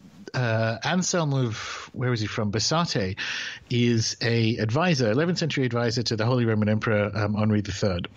And he tells a story about his cousin who took this boy out into the woods and buried him up to essentially his chest, and kind of was using incense and different things, sensing the boy, because since ancient Egypt, boys have been used as scryers to actually see demons, and the demons showed up. There are other stories of knights getting in arguments that priests can't actually summon the devil, and they go out and the devil shows up and it's sort of 40 feet high, towering over the trees. And so you kind of see that somewhere in there are real spirit encounters. I don't know the veracity of what that event was. It kind of sounds like a Jacques Vallée event to me, right? Like it's a lot of the not the stuff in the grimoires, but the stories of things associated with grimoire magic looks very much to me like it would fit in a Jacques Vallée book, which is kind of coming back to, I don't think they're in your head. I do think these are real entities. What about Enochian? Okay, real quick before you say anything, there, and I'm not trying to stop you here because we don't have much time left with you, but I really thought Enochian magic was one of the coolest things I ever saw, which is why I studied the heck out of the Golden Dawn when I found it. And there's this person going around who's got quite a bit of followers, telling people that, these are bad spirits that are in a control mechanism, and John Dee didn't know it, and now they're controlling the earth and all this other stuff. And I'm like, I don't. But there's definitely something about bringing on the apocalypse, though, in there, right? Or am I wrong about that? Look, they always say that. Spirits always say that. So the Enochian angels are a subset of entities that describe themselves as Old Testament angels, but I would like to see some identification, please. And by the way, Old Testament angels are some of the best early evidence for Vallean UFO phenomena. So come on, this is kind of a circular title, but yeah, these are entities. This is the spirit world is crowded, and it has lots of things in it. And I don't know if everything that's in, because I haven't worked all the grimoires, obviously, but I don't know if everything that's in the grimoire is a demon. I don't really know what that word means. I have friends who just use the word spirits as a macro term, because some of them are angels. I mean, there's a bunch of angelic grimoires. It's not even just demons. So I find Enochian immensely boring, and I don't see the point of it. It's a weird little cul-de-sac or dead end, evolutionary dead end on what I consider to be the more interesting story of the history of the grimoires, which is sort of following the Solomonic grimoire chain down. I think it's an historiographic hiccup that it is as prominent as it is. This is, again, a sort of Golden Dawn thing. It's the same thing with the Abramelin rite. These are the things that Mathers found in the Bibliothèque Nationale in Paris, and also there was kind of a little bit of a continuation of Enochian in England, so that it almost crosses over with the origins of the Golden Dawn. But nevertheless, these two things were popular, and Mathers didn't like the Lesser Key. He didn't like the Goetia. He thought it was gross and debased magic. And so here he finds the Abramelin rite, which is another kind of weird cul-de-sac in the otherwise fairly observed or fairly conserved Solomonic launch sequence, if you will. But it says, well, you do this one and you kind of bind the demon kings, and then you can go and do the other stuff. So it's like this more respectable mystic thing. So this is another one of those 19th and 20th century things that is unnecessarily prominent versus how prominent or widespread it actually was historically. Because the story of European magic is much more following along what are broadly considered Solomonic grimoires rather than these kind of side ones. If I don't even know that anyone could categorize Gordon White. By the way, do you really have distant relations to Isaac Newton? Yep. That's fascinating. Yeah, not direct because he didn't have kids. I actually think he was gay. But yes, on my mother's side, the Newton line is Sir Isaac Newton. Wow. So if somebody could categorize you, would you say that you're of a chaos magician more type belief? Oh yeah, absolutely. That's my home base, no question. So all of the things that I've grown to know, the Lima, Golden Dawn, these ceremonial Western systems of magic that I've studied,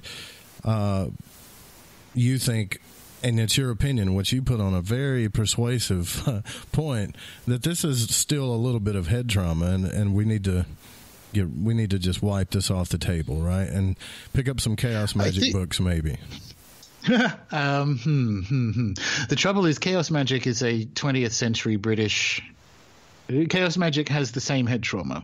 Arguably, and this is one of the things I tried to change with the most recent, and it's ebook only, Pieces of 8, is there are some foundational premises of chaos magic that are very 20th century and rely on what I consider to be an outdated science of mind. So chaos magic needs decolonizing as well. So I don't hold it up. I didn't pick it because it was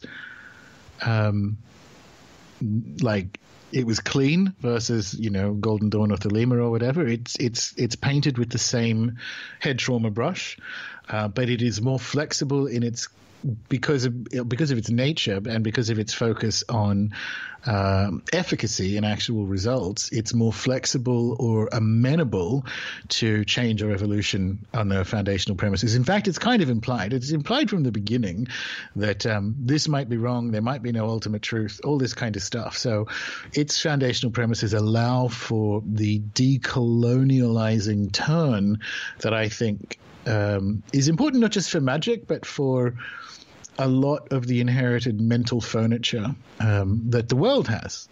So, yes. All right, quick question here.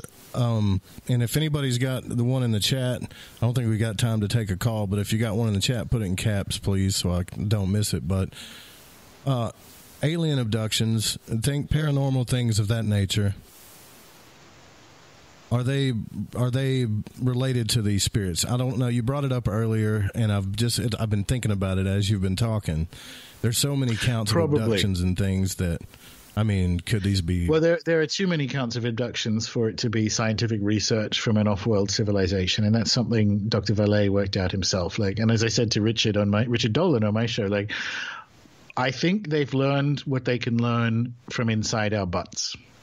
I don't think the alien scientific experiment explanation is valid in the overwhelming majority of cases. It may well be in one or two cases, again, because it kind of makes sense. Like, sure, why not?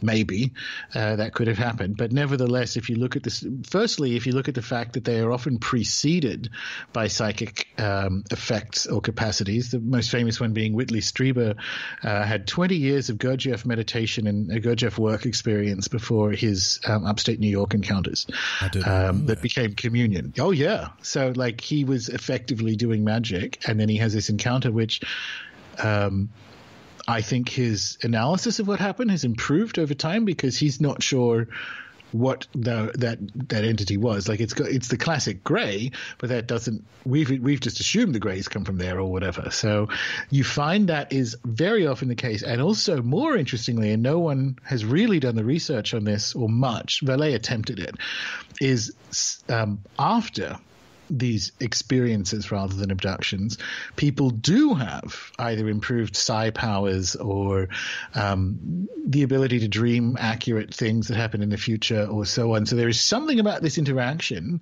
that has magical implications. So either you can accidentally cause them, or you may be more likely to be an experiencer because you kind of are doing magic, or you've encountered the more than human in a really profound way and you come back with it. Now, that's a shamanic journey. That's literally what happens when you, in classical shamanic cultures, don't know how we understand it, but you go into the spirit world and certain spirits will give you things, including injecting stuff into you, like magic rocks, like actual implants. And then you come back and you have the powers you need to help the tribe with whatever it is that you're going to do. And you go, that's interesting. So you're right, man. It's an exact match. That is an exact match to the experiencer phenomena, and it makes more sense as a result to consider it in that category rather than aliens coming from Zeta Reticuli to look inside your butt.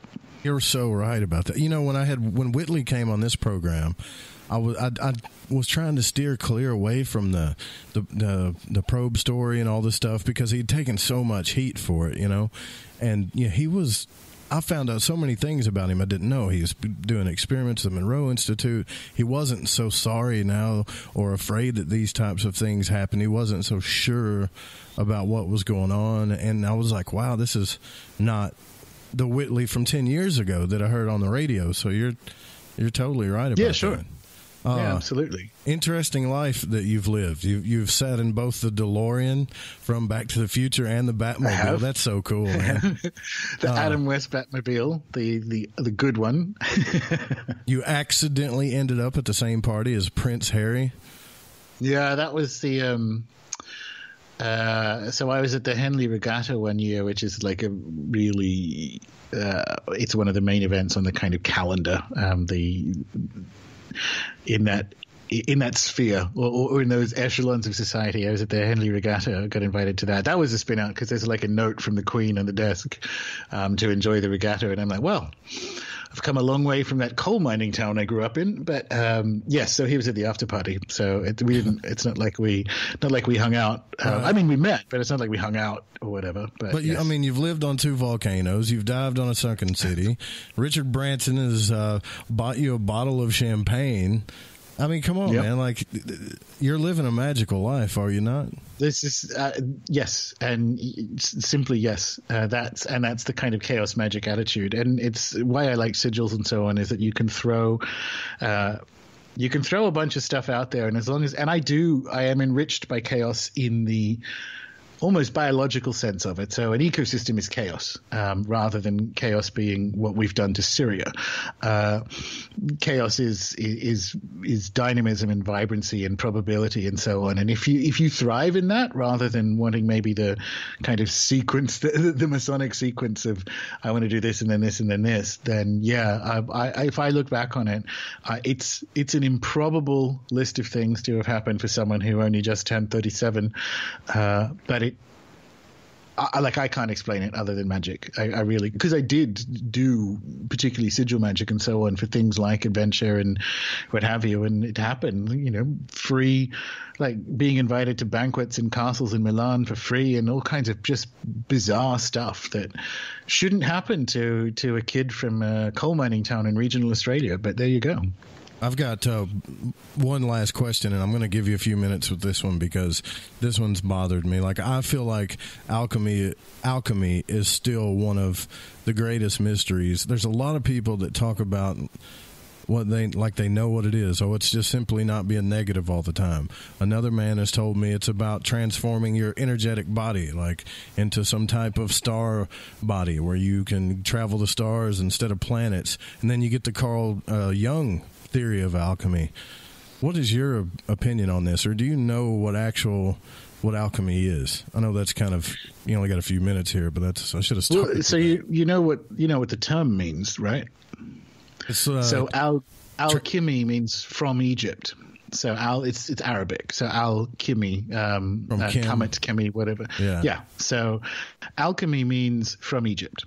As a result, it's an unbelievably broad umbrella term of astrological magic, creation of talismans, exploration of science and stone and metal and so on, various cosmic mystic things. So you're in the situation of going, if it's called alchemy, that's the term that the Moorish Spain in particular, but that's the term they use for all this kind of stuff, because Egypt was and we still think this, and potentially rightly so, is the sort of origin or source of 9/10 of the world of the European world's magic. So it's this massive umbrella term, and as a result, and you can look at the history of it and go, well, people might have been performing some interesting metallurgical experiments and so on, because metallurgy is wherever you find it in the world, it's this mysterious gift from the gods or the spirits. It could be that. I actually prefer Jung's interpretation of it as a kind of map of human individuation, and that's just a thing I prefer. But historically it means from Egypt, so it covers a whole range of stuff, from Arabic translations of Aristotle to the Picatrix to, all this kind of stuff. And that's why you'll never get – it's a question of how useful the term is. As I don't think it's a discipline. Historically, I can prove it's not a discipline because it's this collection of different things. I think Jung did the best job of turning it into a thing that is useful. Because it is. I think his understanding of alchemy was quite useful for people who do things like astral travel or active imagination. So that's my read on alchemy. I think it's too broad a term. A lot of stuff comes from Egypt, right? Right. Yeah, and it's a tough one, because I've had a Golden Dawn magician tell me that it's not that true Hermetic alchemy is handed down verbally still to this day, which I thought was a cool idea. And then I've got the Jungian idea. And I used to go around and tell people, the puffers with their laboratories, that's got nothing to do with alchemy. And then I found out, no, it actually does. And I'm like, okay, I know people who do proper alchemy, like with alchemical labs, and they get some weird stuff happening. So this is what I mean. It's an umbrella term that incorporates both, because some weird stuff will happen. And you do get personal transformations when you realize, as you kind of work through the classical alchemical approach to get towards the Philosopher's Stone or gold or whatever, the people who've done this, like as written, will say each time, like you move through the steps, you do have a transformative psychological effect that happens. So it's a ritual magic approach in many respects. But yes, you probably don't need the lab. Like, you will still get results or an improved life if you don't use the lab. But I don't know if there's much value in thinking about alchemy as this one thing, when you can just do Jungian active imagination, and you can just do herb magic and kind of concoct your own stuff in labs. That's all really fun stuff. I don't see, for me, where the value is of trying to put it together under not just one label, but one telos, one kind of purpose. Yeah, a friend of mine, Stephen Ash, was just ordering new alchemical supplies. He was telling me right before he passed away. It was the first show I ever did. I was a magician. It was a friend of mine, and he wrote the Golden Dawn Companion and some other books that were really, really cool. But I know a lot of you in the chat room really like Gordon. The good news is that there's a lot of Gordon to go around. all you got to do is go on runesoup.com, and it's full of, I mean, you talk about everything in this field pretty much, but it's full of tons and tons of content, discussions like this. It just had Richard Dolan on, which is massively impressive. I've been trying to get him on the show, and I really thank you for coming on this show. Is there anything else you want to plug away? Please, by all means, plug away. No, it's just if people are interested, runesoup.com has most of the stuff. There's plenty of practical magic blog posts and all that kind of thing in there. If you just Google RuneSoup sigils, you will get like a beginning to end description of how to, like, with no experience, start and go through it. So if you're kind of keen to kick the tires on this magic malarkey, you can do that kind of stuff. But yeah, it's all there. I'm fairly active on Twitter. If you are interested in reaching out, you can find me there as well, Gordon_White. Yeah, that's it. That's me. Thank you so much for coming on. We'll have to do it one day again in the future. I really appreciate your time, and this was probably one of the funnest and most fascinating and interesting conversations I've ever had. Thank you so much, Gordon. You're very welcome. All right, guys, we'll be right back in the third hour. We'll open up the phone lines if you guys want to chime in or pitch in. Gordon White at runesoup.com. Go check him out. We'll be right back, guys.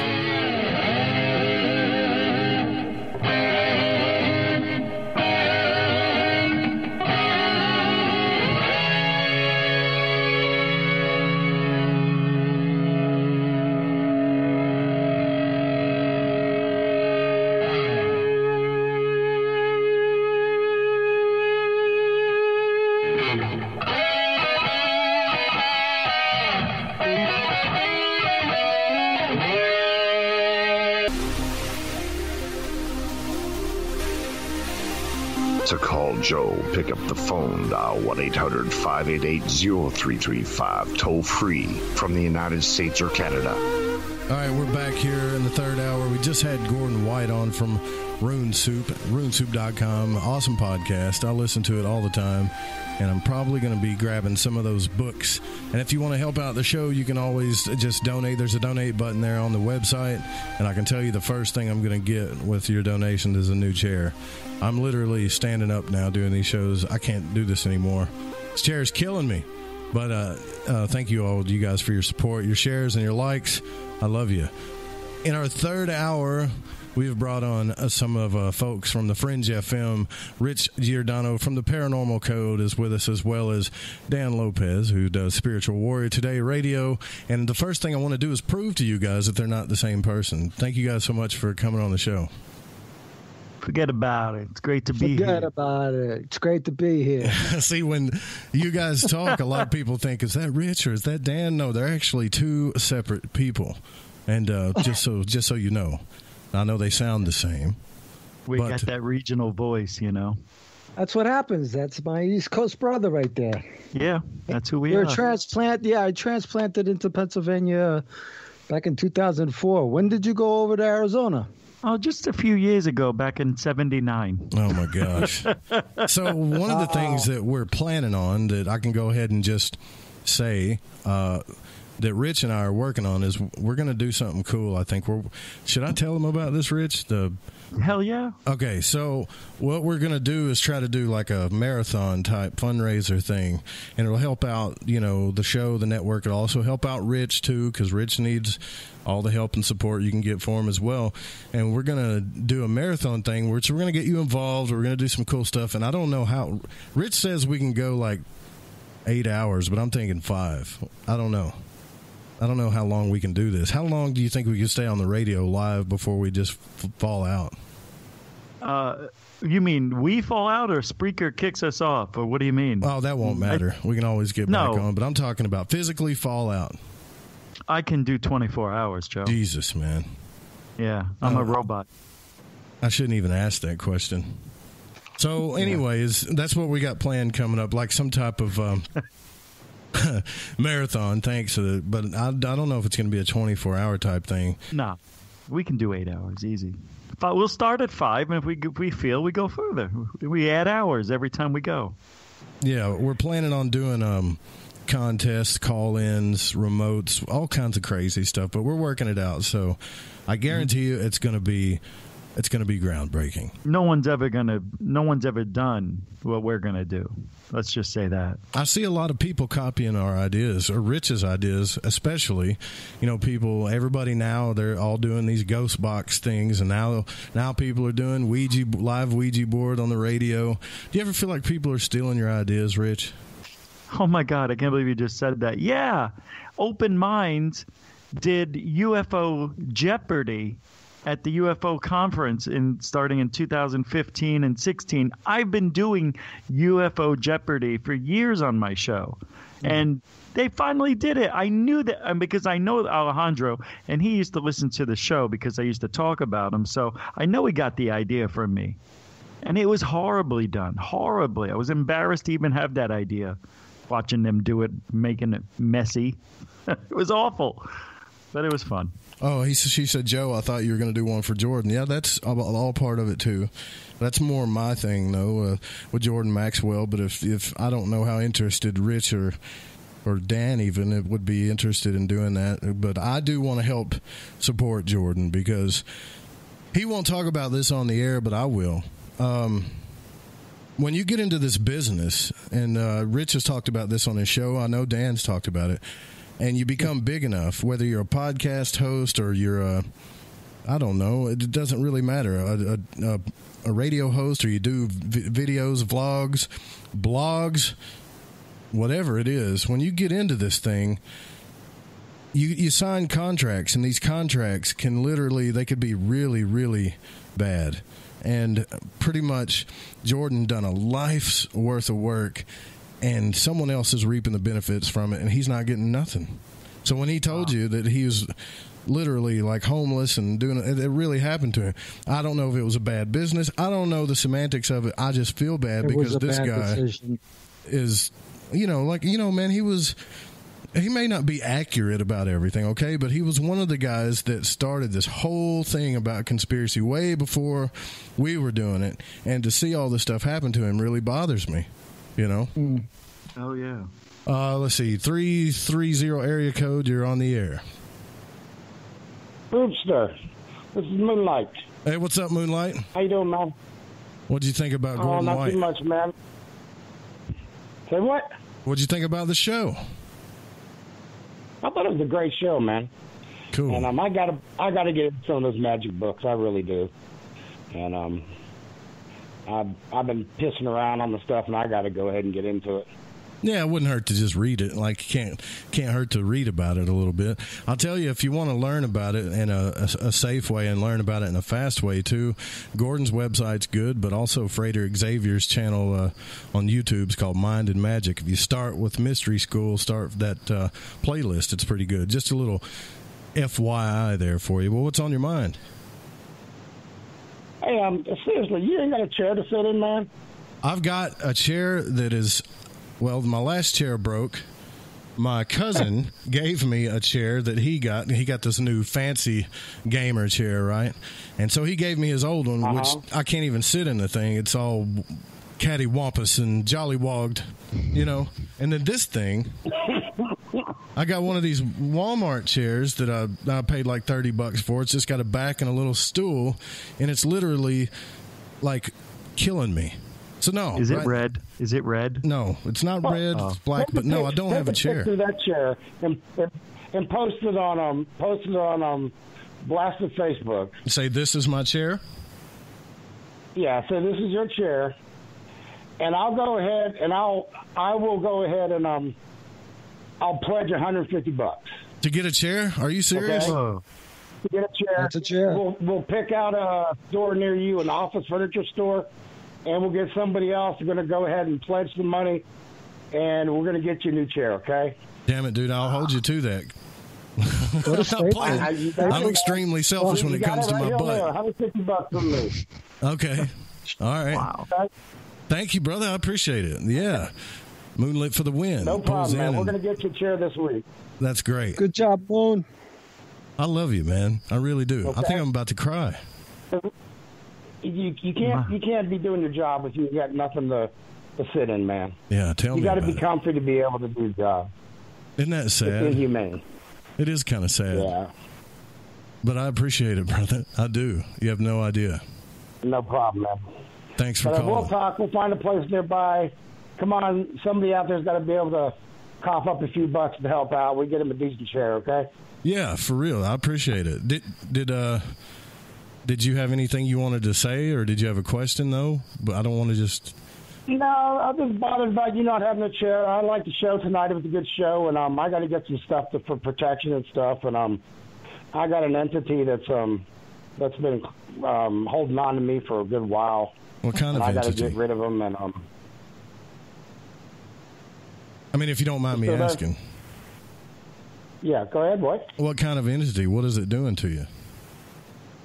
It's been sucking the energy out of me for over a year now, and it's really been sucking my physical energy and my mental energy, and I've known I've had it. I've been trying to get rid of it, and I've not been able to get rid of myself. I've been trying to talk to a psychic the other day, and hopefully he's going to be working with me in the next few days. But I've got to get someone to help me get this entity off my back, and I'm a healer, and I got a real bad habit. The only real way I know about healing with other people's energies and helping them to heal is by drawing their energy into my body, fixing it, and then giving it back to them.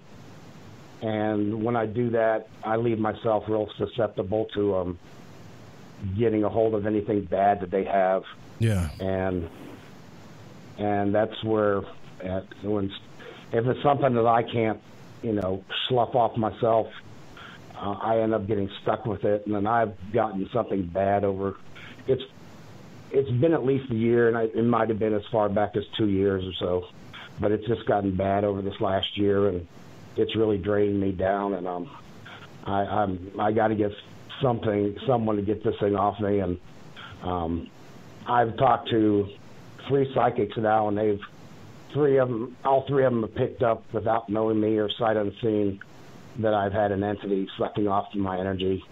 They all 3 picked up the same exact thing, and without a hint from me. And so they've all confirmed it and everything. And it's wreaking havoc in your life, huh? Oh, big time. And it's it still, causes. It's bad enough having the lack of energy and everything in your life and everything like that, but it causes depression and everything else, and you just don't have the strength to do crap. And it's just one of those crappy things that I just need to get it off my shoulder so I can get off my life. And but anyways, well, I'll tell you what, I'm going to send you a free book I want you to read. It's by Dion Fortune. I talk to you on Messenger a lot, so I'll send that to you. And then I would say this, I'll help you in any way I can, but I can tell you that somebody like Gordon, or I wouldn't say necessarily Gordon, because I'm not trying to sick anybody on Gordon, but I would say a practicing magician, in my opinion, could definitely help you. Oh, cool. Yeah, Moon, in the book that he's going to send you, there's a banishing ritual in there, and if you actually perform the ritual, you can clear out your domicile and take care of yourself. I haven't heard you say anything about grounding or clearing or anything like that, and I'm hoping that you're actually doing that, because that'll help stop the negative stuff being sucked out of you, because you're already releasing it to the earth, So if you know some information about the grounding and clearing, you should definitely get into that. There's a lot of it, and I believe her name is Bodine, and she does a lot of teaching on that. Okay, well, cool. It works. And, it works. All right. Well, cool. And but like I said, Joe. We'll get together, find some place, we'll get a store near you, or even if we have to have it shipped to you or whatever. But let's try to get somebody out there. The more money we can raise, the better chair we can get you, okay, man? Man, I really appreciate it. That means the world to me. You're the best. You're the best. Nope. I'm going to cry. No problem, man. You guys have a good night.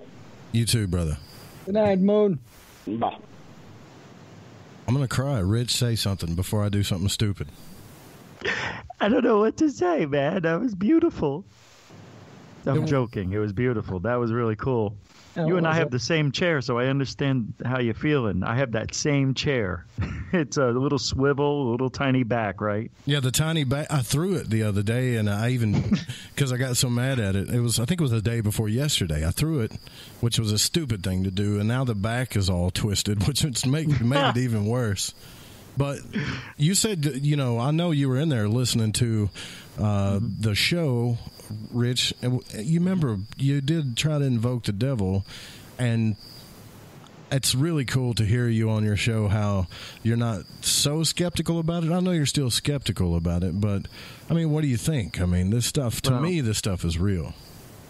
There was a time where I thought the stuff, could be possible, and then I got into it, and I'm like, no, it's not possible. Now I'm back into the thought process here that there may be that possibility, and I think there is. I mean, I do now more than ever, because I always said psychics aren't real. I believe that there aren't, but that's just my experience with them. But I may have had that spiritual tech because I did try to invoke the devil through a Ouija board over 100 times. And then I had a spiritual attack. I think I got esophagitis, lost my voice, was in the hospital on Father's Day, threw up for 3 days. They said my esophagus was bruised from top to bottom, as if I was a practicing magician doing sword swallowing badly. And they couldn't figure it out. And I'm still going through it. It's over a month, 5 weeks. But I have been feeling incredible that I closed the door on the Ouija board, because that's how I try to invoke it. And Joe, I'm thinking, okay, it's got to be psychological, but I don't even think about it. But then I realize I feel pretty good. So I don't know. I think there's a possibility it's happening to me, and I'm fighting it, it seems like, because I still see shadows. I still see strange things, but I'm feeling good. So I don't know what that's about yet. But, yeah, my mind is open, Joe. I never thought I would ever say that. But I think I've seen enough and denied it enough, and then finally had the experience and felt what it's like. And I can't deny it. I always tell everybody, do your own research. Well, I did, and look what happened. It's changed me forever. So I think it's a great thing. I went through a lot of pain and suffering. I really did. It was the worst. I couldn't talk for 5 days. I was just on a 48-hour no talk over the weekend.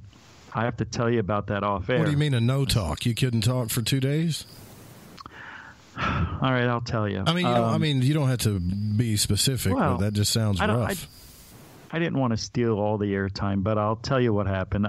So I'm still having problems with my voice. When I get higher up, my voice cuts out. And it never did that before, but now it does worse than ever. And that's from the spiritual attack. And, well, I saw a throat specialist this week or last week. And he said there is these – he goes, when did you have the surgery? And I go, what surgery? I didn't tell you this yet. And I go, I never had surgery on my throat. He goes, yeah, you got 2 little suture marks pinned up. I've never seen anything like it, he said. He goes, really good doctor. And I said, what are you talking about? He goes, yeah, there's a little black thing on here. And I barely see, like the size of a pinhead. He was pulling out these little black, and he could squeeze it. It was like, oof. He goes, you smoke? And I go, no. I go, I don't. Yeah, I go, I haven't smoked anything, cigars I used to. But it's been 3 years since I've done that. So he's like, I don't know. So they're going to see what that stuff is. But he said, you had surgery. I go, I never had surgery, bro. He goes, you have your tonsils, and you never had surgery on, right next to your vocal cords. I go, no, I would tell you if I did. I asked my parents, did I ever have surgery I don't know about when I was a child? And he said they weren't that old. He goes, oh, this looks like it was done about a year or 2 ago. I'm like, what? I mean, I'm freaking out, Joe, in the doctors in this guy's office. I'm like, wait a second. I don't understand what you're telling me. You think I had surgery in the last year or 2? He goes, yeah, I would say that by the how old it looks. doesn't look like it was done 20 years ago. I could tell you that. He goes, doesn't look like it was done 5, maybe within 5, but I would say 1 to 2 years. And I said, no, impossible. So what the hell's going on? I don't know. My parents said I've never had surgery, and I knew I didn't. And he was taking out little black like tar. Like he goes, you wouldn't have felt this anyway, where it was, but he was pulling out like these little tiny size of a pinhead, like black tarish stuff, and then it got hard when it was out. He put it in like a little dish, and then I was there for like an hour and a half, really. All these tests they did. So yeah, and then it hardened up. Well, and it was really strange. I'm so glad that you're thinking like that. I'm not trying to get you to believe anything, but no, I know. I mean, Dan can tell you. I've vented to him many a nights about this stuff from all the books that I've read, from all the magicians that I've talked to on here, from every the experiences I've had. Everything adds up to tell me that this is not to be questioned anymore.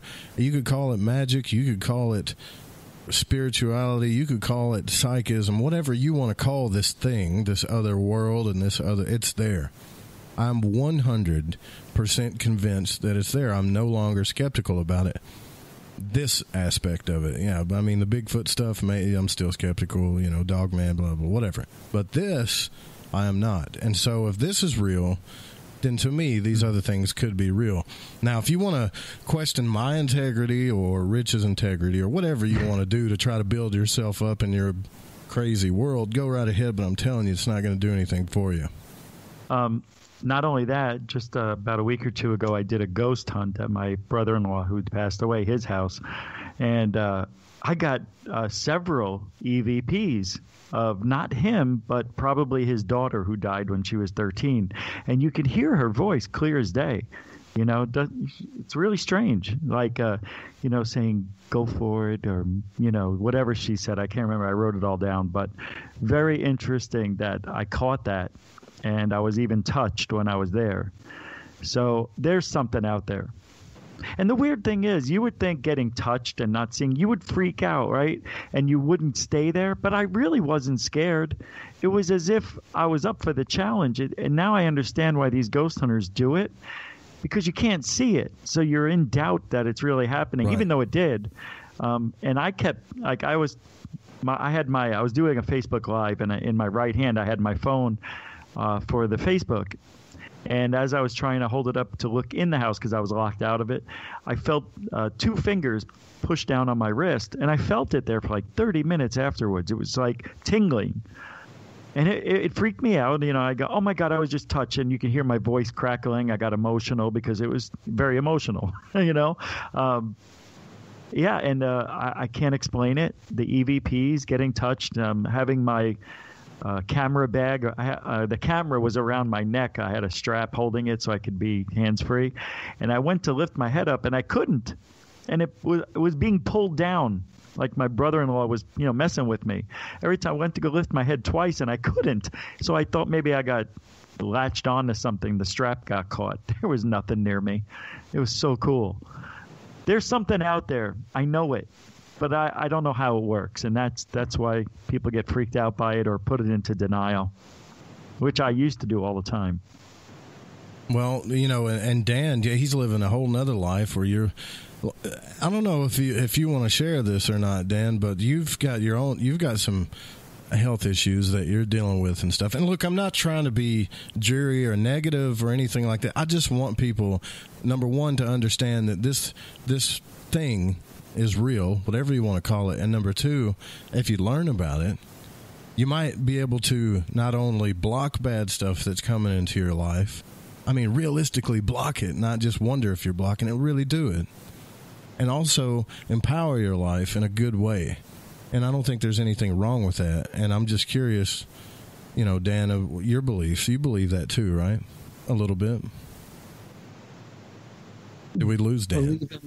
Nobody believes Dan. That's not true. I believe Dan. Nobody believes Dan. Well, I believe I've had stories come traded down from family of events that have occurred. And Rich, I got to tell you, the experience that you're expressing from the time that I've spent with some Cherokee, they would turn around and say that's complete evidence of the work that's being done, because it's stuff that you absolutely know without a doubt never happened. Okay, you're being accused of having surgeries and stuff like that. The stuff just came out of nowhere, and it took you out. And it took you out not like in a normal sense. It took you out in a fashion that you have a passion for. So you have a passion for speaking, right? Oh, yeah. So what did it attack? It attacked voice. Oh my God, that's unbelievable. I never even thought of that. It definitely attacked the one thing you're passionate about and the one thing that you're good at and the one thing that your spirit came here to do. So when you hear that it's here to steal, kill, and destroy, I don't know. Well, maybe they're right, who knows? We'll be right back, guys. We're here with Rich Giordano and Dan Lopez. We just got through talking to Gordon White. You guys don't go anywhere. This is Lighting the Void. I'm Joe Roop. Stick around.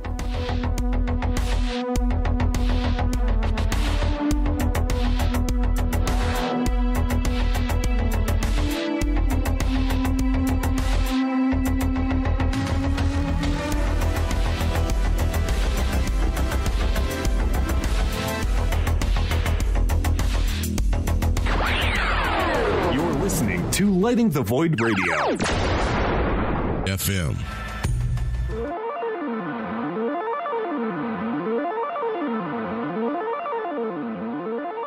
Welcome back to Lighting the Void. I'm your host, Joe Roop. We are here with Rich Giordano and Dan Lopez. We just got done talking about y'all's experience with bad things, bad spirits, this stuff that I believe. You guys are really all trying to pitch in to get me a chair. That's really cool.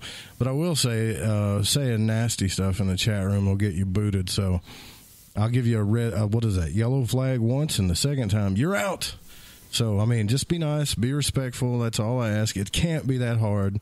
I mean, some of us are in our 40s by now, you know what I mean? So let's try it out once. You want to?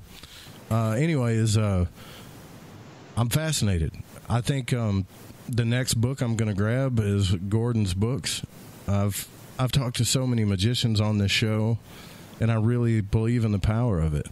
I just found out, I only have one. I told you guys I was raised by my father, right?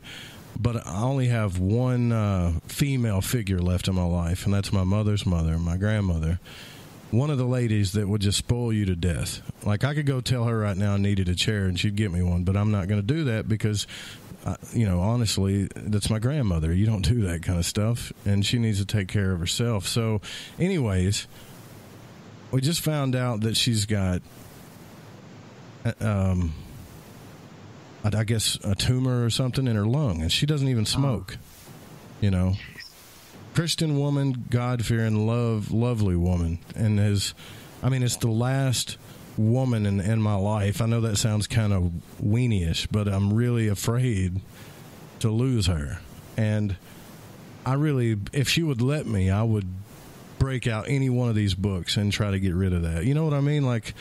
There's some people in the world that have so many problems that if this stuff really works the way it says it does, we should be looking into it. I mean, we should be putting government money behind this stuff. Instead, we're putting all our money into chemotherapy and what chemo doctors say, not knowing that they get a 10% kickback on the chemo that they sell. You know what I mean? This is incredibly wrong. God, it's getting daunting. I'm getting too daunting. Am I getting too daunting, guys? No. No, say what you got to say, man. Let it out. I mean, it doesn't really, these things don't really piss you off until it affects you, right? And I know that's selfish, but you look at all these bad things that happen to people, and somebody deserves a better life than they've had, even though they consider they've lived a pretty good life. And you're like, well, that's, crap happens. That's what you say. But when it happens to somebody you love or care about, it's a whole nother thing, and you get angry about it. No, I don't think you're being selfish. There's only so many things you can do in life. You know, there's only time for so much. So until it happens to you, then you deal with it. And what, you know what? Better late than never. That is true.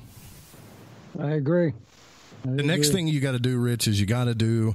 So I've got to convince you of the out of body experience, man. You've got to astral travel. You've got to go out of the body and go play in that realm. No, I'm down for that. I taught I didn't teach myself. I have these remote viewing DVDs that teach you how to do it. And I don't know if I astral plane, but I felt like I wasn't in the bed I was lying in. You know, I felt like I was in the air. Very weird. Yeah, it was very cool. And it took me a while to feel again. Like I felt it took me forever to get back down and feel the bed when I was done. It was kind of cool. Very strange. When was the last time you did that? Oh, man, it's been about 10 years. Yeah, 10, 11 years. 12 years. It's been 12 years. 10 years, 2008. I remember it.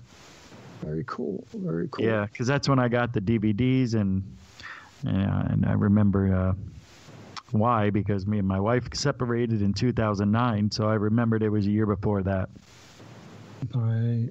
Yeah, so it's I'm open to that, Joe. I don't know, astral projection? Yeah, but, you know, like Gordon's saying, I don't know if that's the right term for it. I mean, that was one of the best interviews I've ever done. I mean, here's a guy that completely disagrees with a lot of the things that I've grown to know about magic, but in a way that I could totally understand where he's coming from. Like, guys like that, I think are... well, I don't want to give away this documentary I'm working on, but we talk about all these old people all the time. Washington, Abraham Lincoln, this magician, the old Crowley, and, you know, the Beatles, and we bring up all these icons a lot of times, and we don't realize that some of these type of people are living amongst us right now. You know, like, they're here now. We're talking to them. And they're moving. I think they're here to move things along, you know.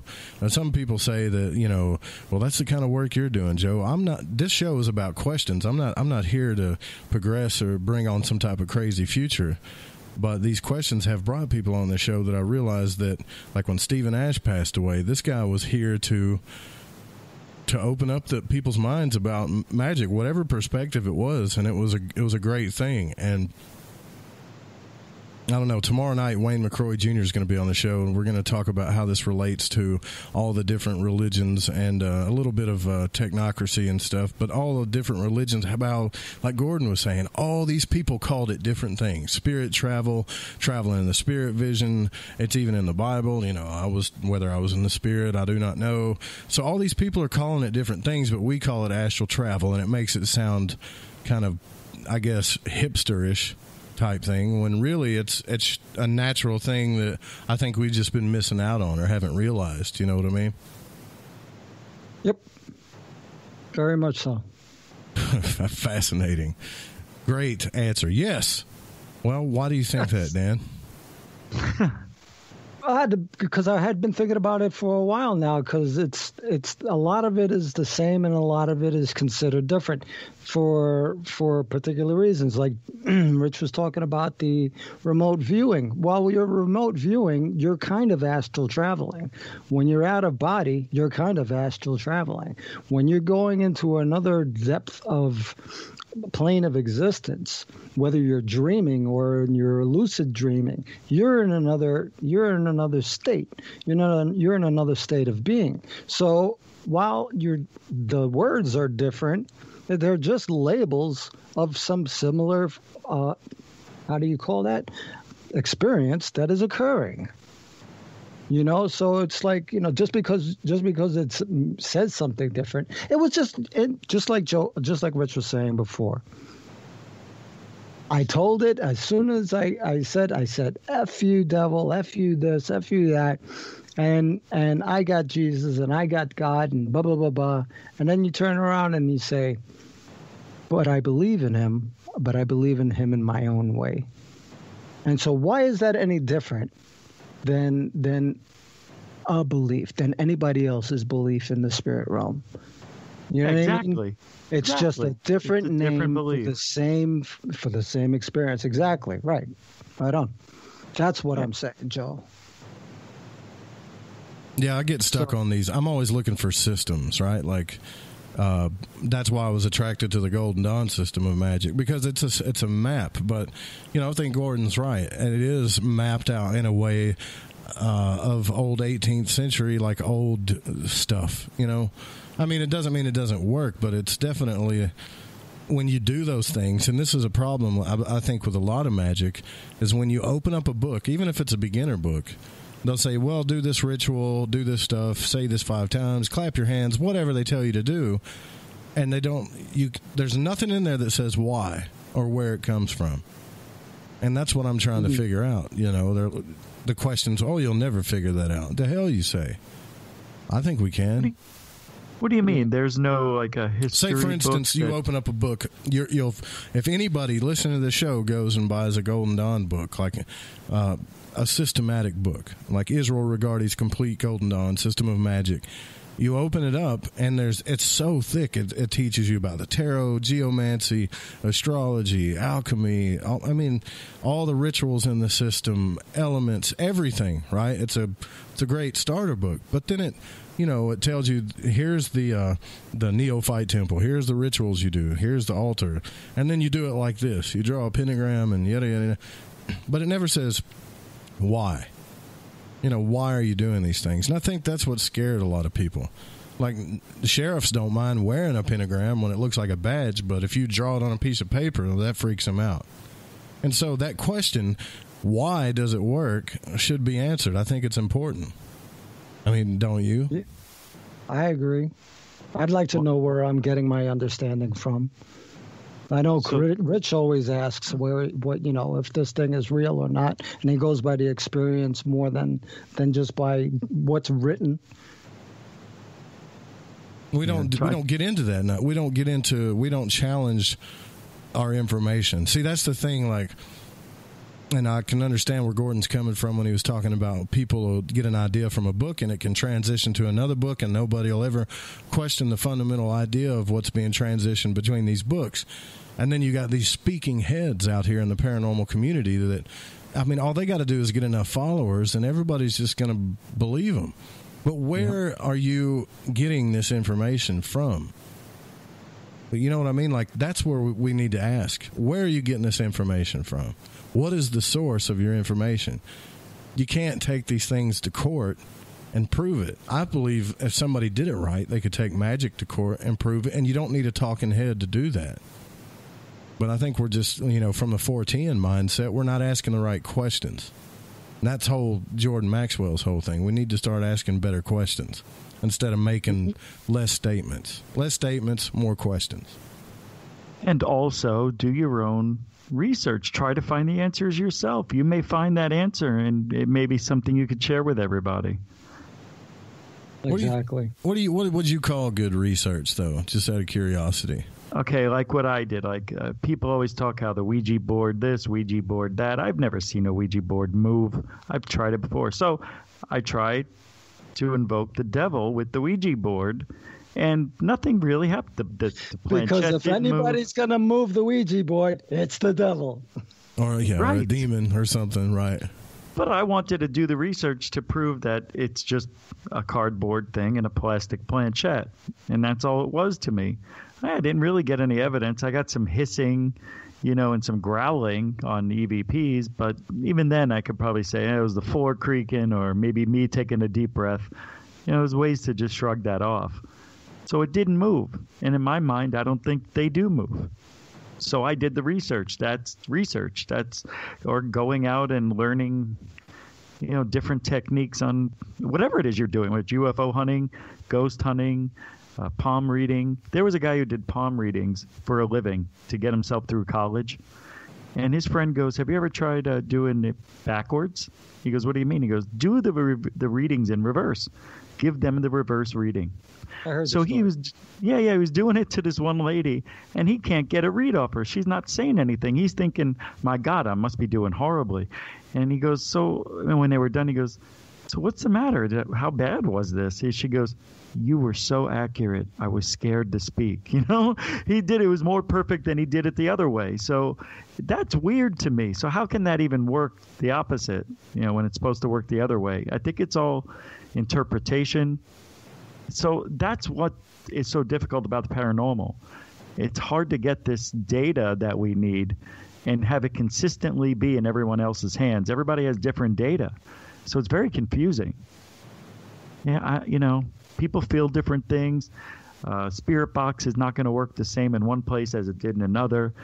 Energies are just too complex to figure out, I think, at this point. Well, I don't think we apply it enough. I was talking to you earlier about, way before the show started, about Deadmau5, how I'm a big, Deadmau5 fan, electronic music. If any of you guys know Deadmau5, you just look them up on YouTube. I'm not asking you to get on a Deadmau5 kick, but this guy, like, started. I'm sure he just started out with a laptop making music, like all of these other musicians do out there. There's so many people doing it now. They got home studios making music. They all want to be the next big thing, right? So what was the difference between this guy and the rest of them? And here you see this dude, like, he's standing on this cube, and I put it up on my Facebook, and he's playing his music, and there's just crowds of people, thousands of people just moving up and down in this, synchronistic wave to his music. And my first thought is what you hear from a lot of people. Oh, that's ego. He just wants to fulfill his ego. But he wrote a song called, Velt, which talks about the world of technology, the world the children made. And he calls it happy technology, right? And this guy's put all his energy and focus and drive and everything into making this music and doing it his way. His marketing style is insane. It doesn't make sense to me. He's so honest, it hurts him sometimes, which some people have said that about me, and I'm sure they've said that about you too, Rich. But why does he have thousands of people listening to his music and not anyone else? And I think it has a lot to do with alchemy and how he uses his energy.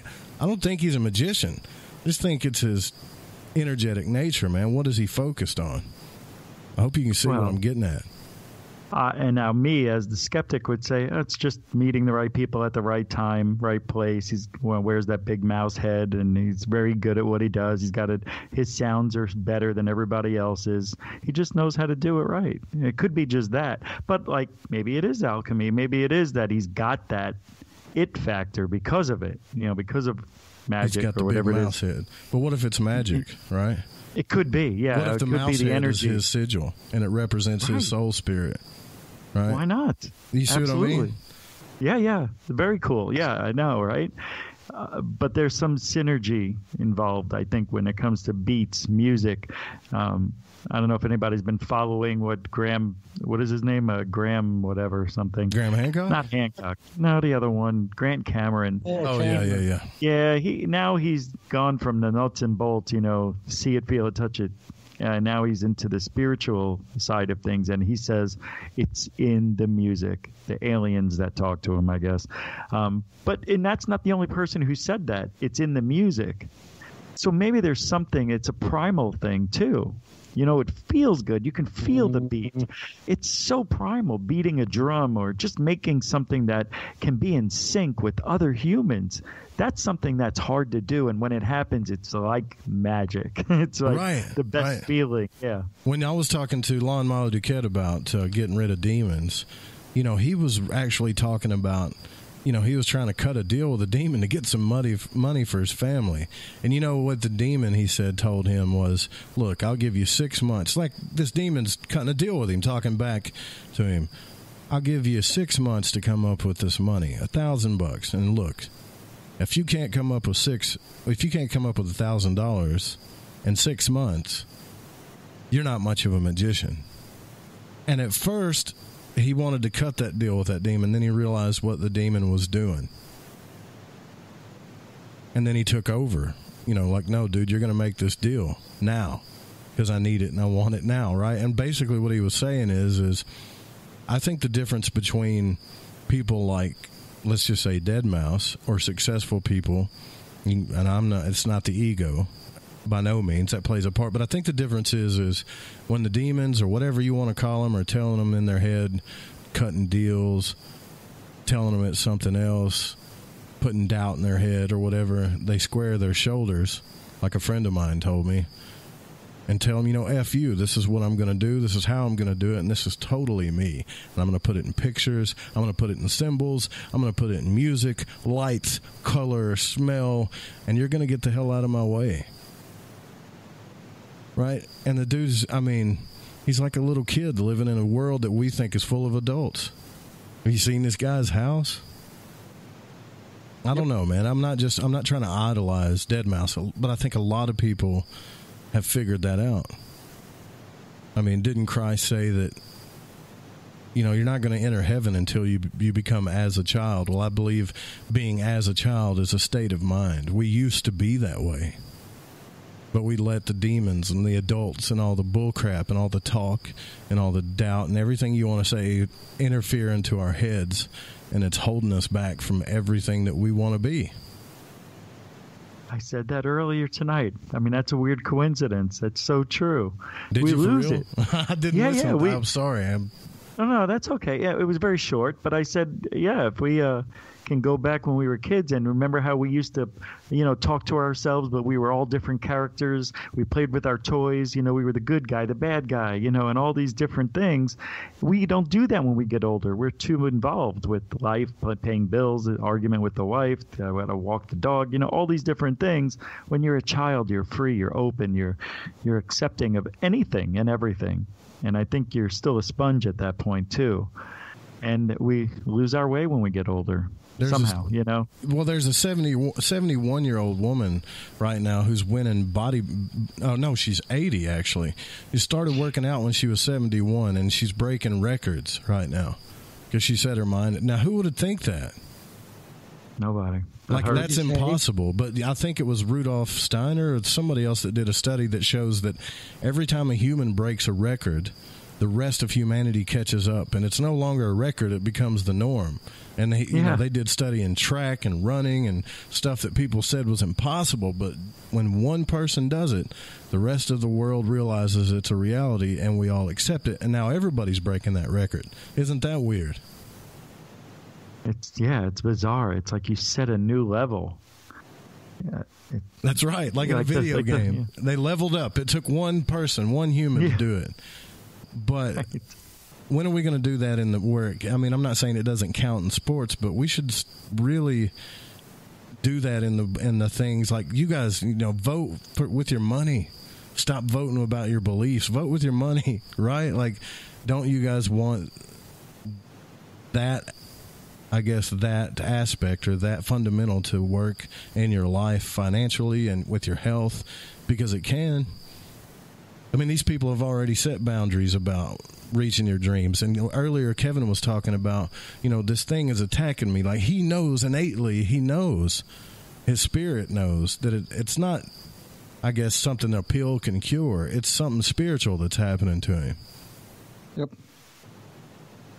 And there's a lot of depression out there. There's a lot of people that have even suicidal thoughts, people thinking crazy stuff that all they have to do to fix it, and I'm telling you, because I've done this in my life, is sunlight, laughter, exercise. And the biggest thing out of all of these is you've got to find out what your dream is again, and at least attempt to do it. Even if you don't have to try to do it for a living, but do it as a hobby. But put those dreams back into your life somehow, and the depression will leave.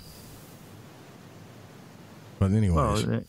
Well, when they asked people when they were kids, what do you want to be when you grow up? 95 or 90% or something of people said, I want to be a fireman, a lawyer, a doctor. Nobody becomes what they want to do, what their dream was. And that's sad. You can be anything you want. It's not that easy. So, but if somebody's telling you it's not that easy, then you already have that in your mind. It's not that easy. Instead of saying, I can do this. When I played baseball, I always imagined I was going to hit the ball. And I did. I was one of the best hitters ever when I was a kid because I knew I was going to hit it.